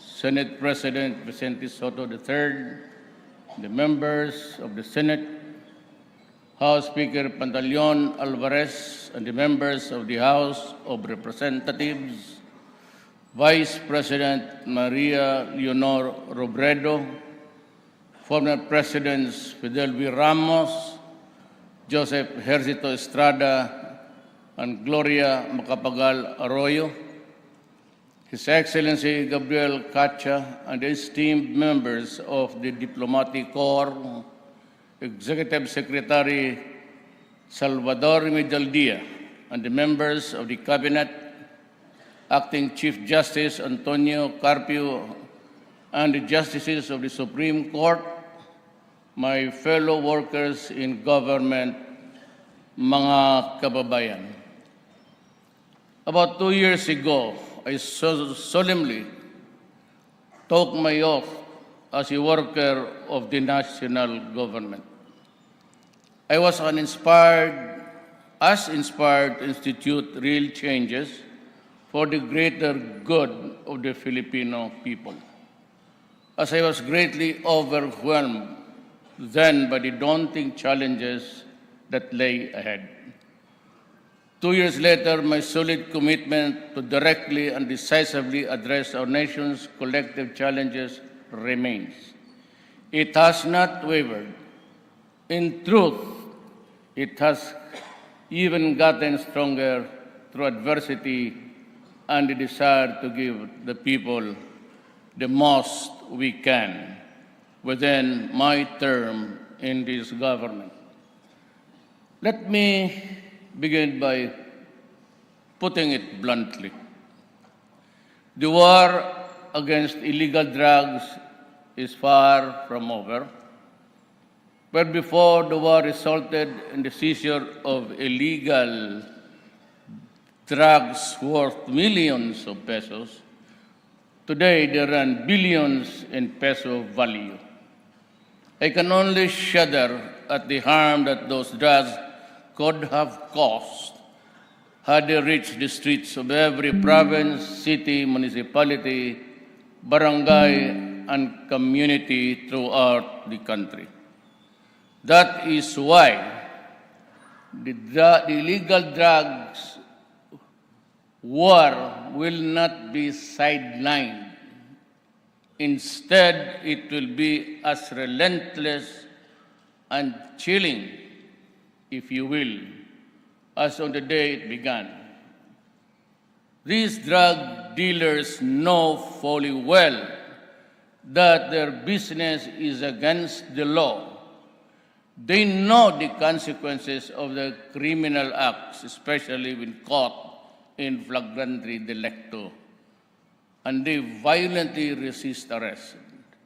They know that illegal drugs waste away lives, dysfunctionalize families, and ruin relationships.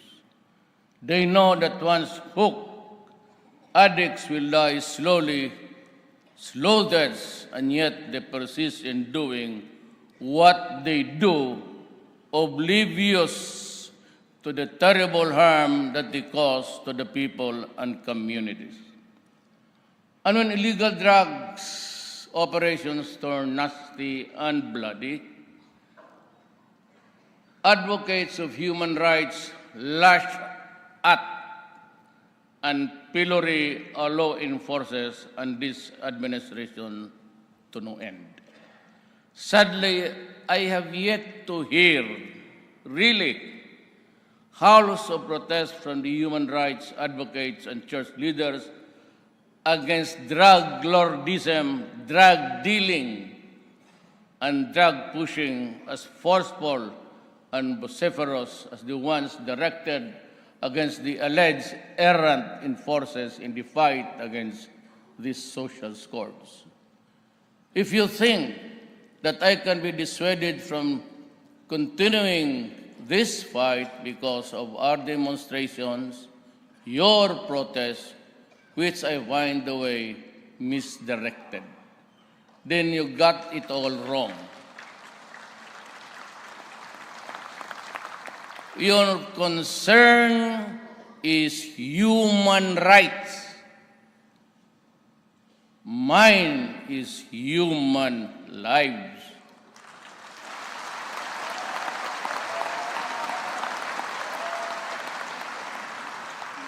The lives of our youth are being wasted and families are destroyed. And all because of the chemical called shabu, cocaine, cannabis, and heroin. Human rights to me means giving Filipinos, especially those at the society's fringes, a decent and dignified future to the social and physical infrastructures necessary to better their lives and freedoms, and the hard-earned property of every Filipino whose condition we wish to improve shall be protected from criminals, terrorists, corrupt officials, and traffickers and contrabands. You worry about the present. I am concerned both the present and the future. I worry about the future because I know what crimes can do to the youth of this country if not stopped.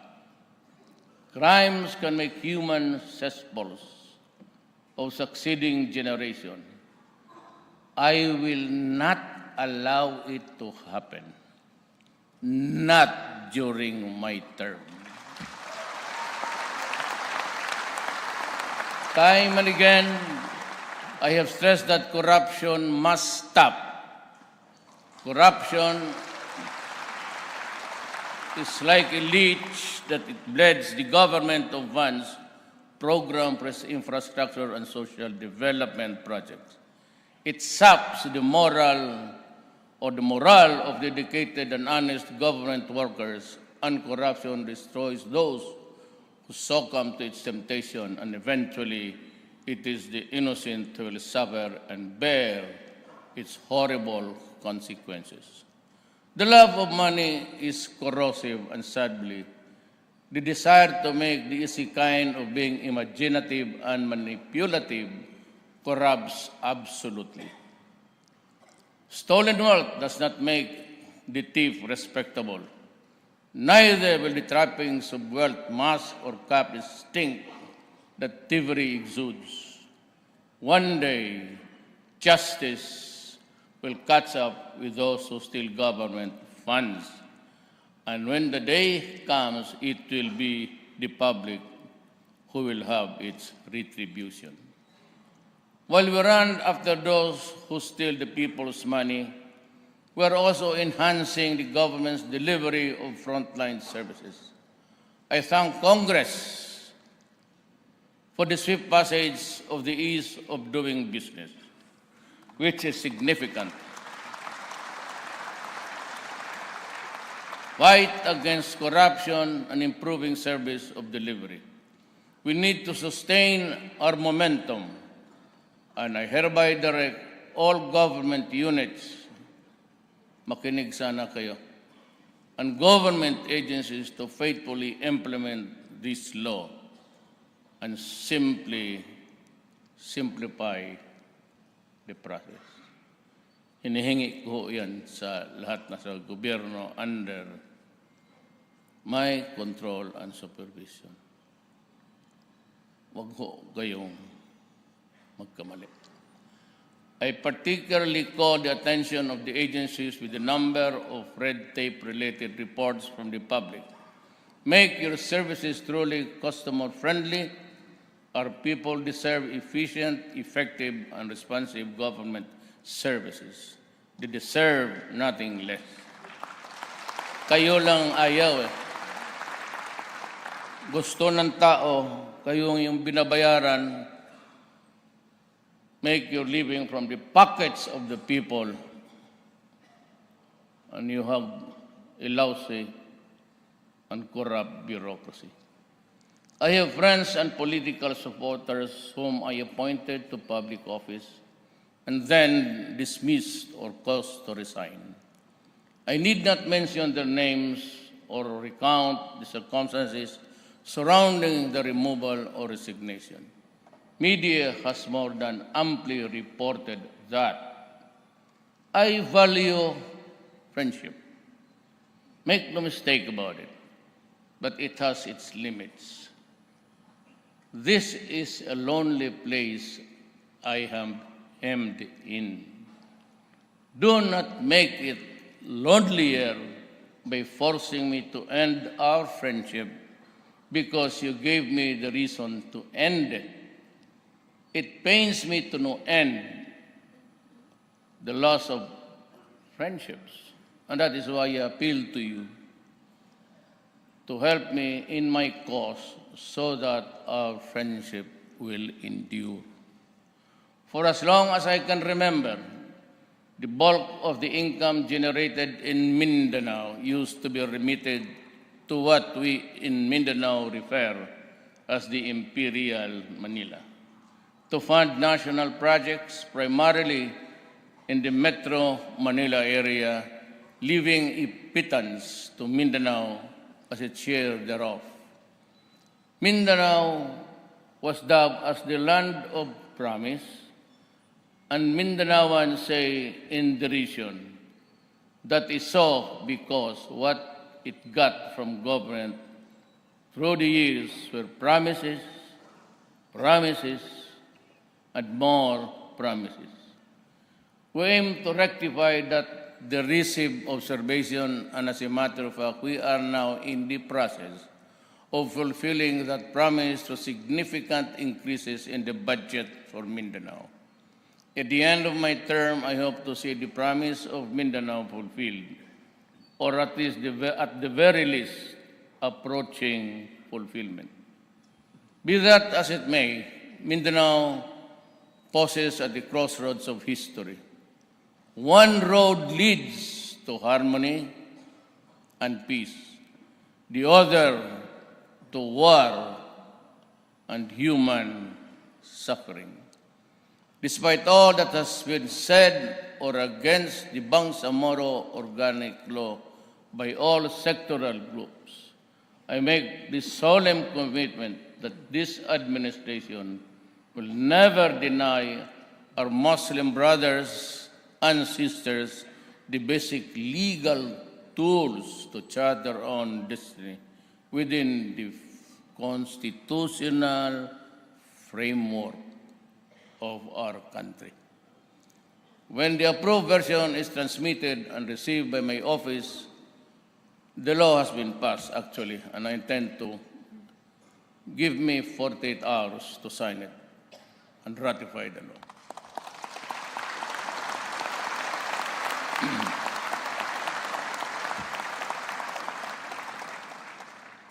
Babasahin ko pa bago ako pipirmahan. Baka may siningit kayo dyan na hindi maganda para sa ibang tao. We will need loads of understanding and patience to endure and overcome the birth pangs or pains of the new beginning. To me, war is not an option. We have been through the catastrophe in Marawi. We have seen the horror, the devastation, and the human toll, and the displacement of both Christians and Muslims alike. I have made a pledge that ISIS terrorists or groups or its allies will never gain foothold in our country. Yet, when what remained of the decimated Maoti ISIS group in Marawi finally saw the error of their ways and expressed their desire to be reintegrated into society, we welcome them with open arms and embark on a genuine efforts to embrace a peaceful, productive life for them. We owe it to our fallen soldiers and police officers in Marawi and elsewhere to put an end to the bloodshed and seek the path of true peace, a peace that will last beyond this lifetime and whose dividends our children will reap. On international relations, we shall continue to assert and pursue an independent foreign policy. Our long-term national development and national security goals come first. We shall continue to reach out to all nations regardless of their prevailing political persuasions or proximity to or distance from our shore, so long as this nation wish us well. Our stronger bonds with our ASEAN friends have made possible our trilateral border patrols with Indonesia and Malaysia, which has since then put out of business sea pirates, piracy, and other terrorists who used to infest our shared seas. This is a testament to the readiness of our country and our good neighbors to make regional peace and security our shared responsibility. We have successfully hosted the 50th ASEAN anniversary and the 31st ASEAN Summit last November 2017. We have shown the world that we are capable when we work together. The ASEAN events showcased not only the world-renowned Filipino hospitality and organizational capabilities, but also our artistic talent. I would like to commend the National ASEAN Organizing Council, led by no less than my Executive Secretary, Salvador Medialdia. Our re-energized relations with China has also led to an unprecedented level of cooperation between our nations on the war against transitional crimes. Our shared intelligence led to the discovery and dismantling of the clandestine Shabu laboratories and the arrest of Chinese chemists with the Dragon organization called Wu Syndicate. Our improved relationship with China, however, does not mean that we will waver in our commitment to defend our interests in the West Philippine Sea. This is why we engage China through this bilateral and multilateral platform, such as the ASEAN-China and the Philippines-China bilateral consultation mechanism. Opening lines of communication and amicably managing differences have led to positive development that include renewed access of Filipino fishermen to the areas in dispute in the Philippines, West Philippine Sea. Participation in the ASEAN-China dialogue has also resulted to the draft framework for the Code of Conduct in the South China Sea, which intends to resolve peaceful disputes by peaceful means. We admire our Filipino migrant workers for their selflessness and courage in enduring the hardships of living away from home to provide for their families. You epitomize the innate resilience of the nation. You have shown your willingness to toil and sacrifice day in and day out for the long-term good of your family, loved ones. You have also contributed greatly to the national economy, even as you help in small and big ways to the economies of your international partners. This is why we strongly condemn the deaths and abuses experienced by Filipino migrant workers in the hands of their foreign employers. I have said this before and I say it again.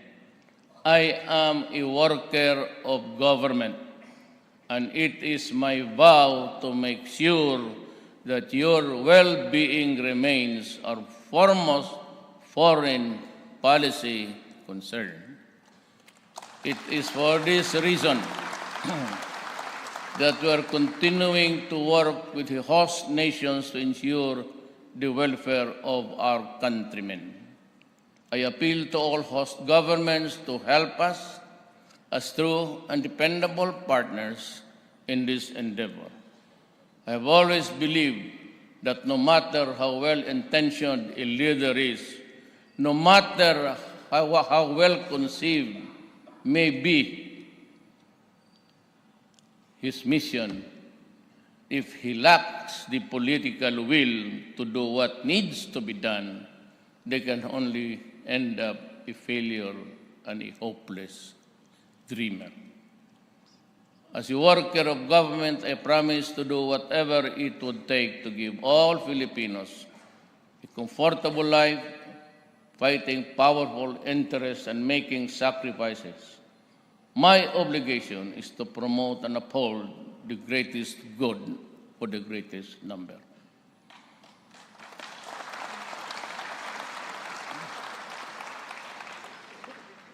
Our campaign against Endo has resulted in the regularization of the more than 300,000 workers as of early this month.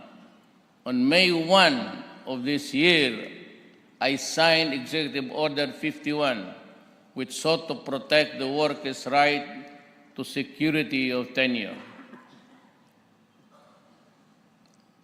Read my lips.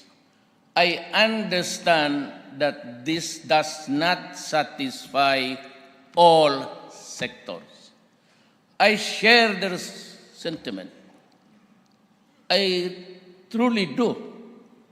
Much as I would like to do the impossible, that power is not vested upon me by the Constitution, and neither will I make both ends meet, even if I will violate the laws to achieve that purpose. Simply, it is not part of my territory. That is why I add mine to their voices in asking Congress to pass legislation ending the practice of contractualization once and for all.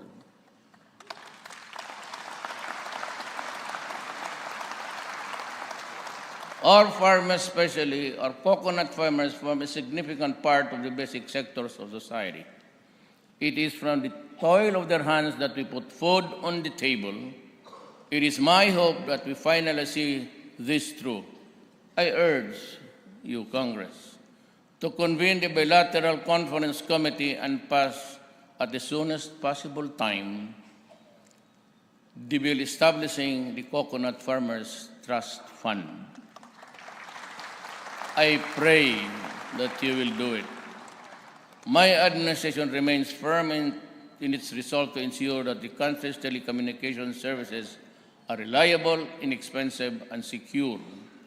A draft terms of reference for the entry of a new major industry player is at hand. The terms will be fair, reasonable, and comprehensive. It will be inclusive, so it will be open to all interested private parties, both foreign and local. The only condition is that the chosen entity must provide the best possible services at reasonably accessible prices. However, our efforts to usher in a new major player shall render futile if we do not improve its odds of success in an industry that has long been dominated by a well-entrenched duopoly.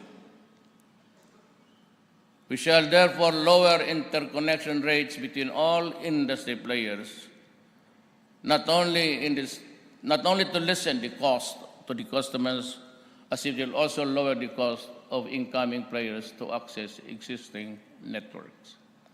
A market environment that is more conducive to competition, this is a policy which is crucial to ensure that our solution to our telecommunication problems will be both meaningful and lasting. In the last 2 years, experience has taught me that lack of consultation or insufficiency of information can at times lead to rash judgments. If and when I am unsure of the most appropriate course of action to take given the problem, its a factual menu, and the desired end, I never fail to consult to discuss options with persons whom I trust and whose advice I value. When I decided to establish malasakit centers in Cebu, Tacloban, and Iloilo, my longtime aide, Bongo, and his team became instrumental in arriving at the right decision through proper consultation. Deliberations with the proper agencies also made me decide to push for and eventually approve both the Tertiary Education Act and the increase in the salary of our men in uniform, our soldiers, and our policemen. Boracay Island, widely regarded as one of our country's treasures and admired worldwide for its natural beauty, has sadly become the representation of governance and government's negligence, including mine. I could not allow this decay to continue. Decisive action has long been overdue, recognizing that we are mere stewards of our natural resources, and I said, enough is enough. We intend to restore its environmental integrity alongside measures to alleviate those whose livelihood were momentarily affected. Environmental protection and ensuring the health of our people cannot be overemphasized.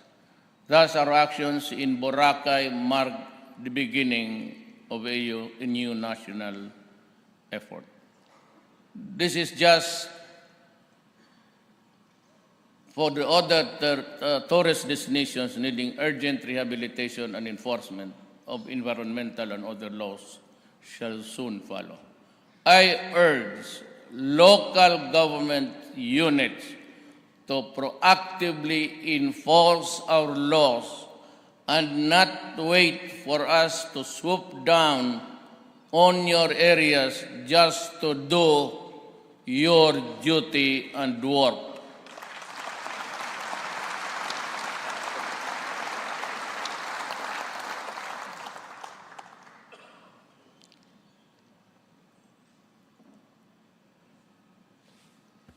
Some other time, I would have to discuss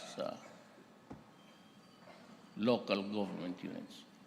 What has happened to Boracay is just an indication of the long overdue need to rationalize in a holistic, sustainable manner the utilization, management, and development of our lands. I therefore urge the Senate urgently pass the National Land Use Act to put in place a national land use policy that will address our competing land requirements for food, housing, business, and environmental conservation. We need to do this now. To help safeguard the present and future generations, we have to earnestly undertake initiatives to reduce our vulnerabilities to natural hazards and bolster our resilience to the impact of national disasters and climate change. As I have stated last year, we must learn from the experiences from the Super Typhoon Yolanda and other mega disasters, and from global best practices. We need a truly empowered department characterized by a unity of command, science-based approach, and full-time focus on natural hazards and disasters, and the wherewithal to take charge of the disaster risk reduction, preparedness response with better recovery and faster rehabilitation. Hence, we in the Cabinet have approved for immediate endorsement to Congress the passage of a law creating the Department of Disaster Management, an interagency, just like FEMA, we don't know if it's an effective agency in the United States government. An interagency crafted and a high priority measure aimed at genuinely strengthening our country's capacity to reliance on natural disasters. I fervently appeal to Congress to pass this bill with utmost urgency. Our people's safety requirements cannot wait. Ours is a rich and beautiful country. Indeed, add to that a great number of people equipped with technical expertise and professionalism, and you have a country poised to soar and take this place among the world's economic and financial eagles. God willing, inshallah. Nature enjoyed us with its wealth to be taught for the benefit of all generations. My policy in the utilization of these resources is non-negotiable. The protection of the environment must be top priority. And extracted resources must be used for the benefit of the Filipino people, not just a select few. Do not just give me taxes. I can get it from other sources. Give me what needs to be given to my countrymen. To the mining industry, I see this once again, and maybe for the last time. Do not destroy the environment or compromise our resources. Repair what you have mismanaged. Try to change management radically, because this time you will have restrictive policies. The prohibition of open pit mining is one. It is destroying my country. It is destroying the environment. It will destroy the world of tomorrow for our children. I again warn irresponsible miners along with their patrons to stop destroying our watersheds, recharge areas, forests, and aquatic resources. You can no longer fish in our rivers. It's all contaminated. And the color is not even brown or purple or white. It's black. You want to see it? I will invite you. We can go to the Walwal and the other mining areas. And I'm sure you will puke with what is happening to this country. Expect reforms, radical ones. I do not intend to quarrel with anybody with the money, but for as long as I'm here, I said, you will just have to contend with me. Expect you to do your part in ensuring our nation's sustainable development, starting now. Exhort all concerned agencies and local government units to uphold the concept of intergenerational responsibility in exploring and the utilization of our mineral wealth, protection and preservation of our biodiversity, anchored on the right to a balanced and healthy ecology. I applaud Congress for the timely pain law. You have made funds available to build better roads, bridges, and improve health and education, and strengthen our safety and security. Some have incorrectly blamed our effort towards a fairer tax system for all the price increases in the past months, and some irresponsibly suggesting to stop train implementation. We cannot and should not. We need this for sustainable growth that leaves no Filipino left behind. Train is already helping poor families and senior citizens cope up with rising prices. We have distributed unconditional cash transfer to 4 million people and will help 6 million more this year. Following the 1 peso discount per liter in gas stations, we have also started releasing fuel vouchers to public utility, jeeps, and other valid franchises. Further, we have fast-tracked the distribution of NFA rice to provide affordable rice for all. Excuse me.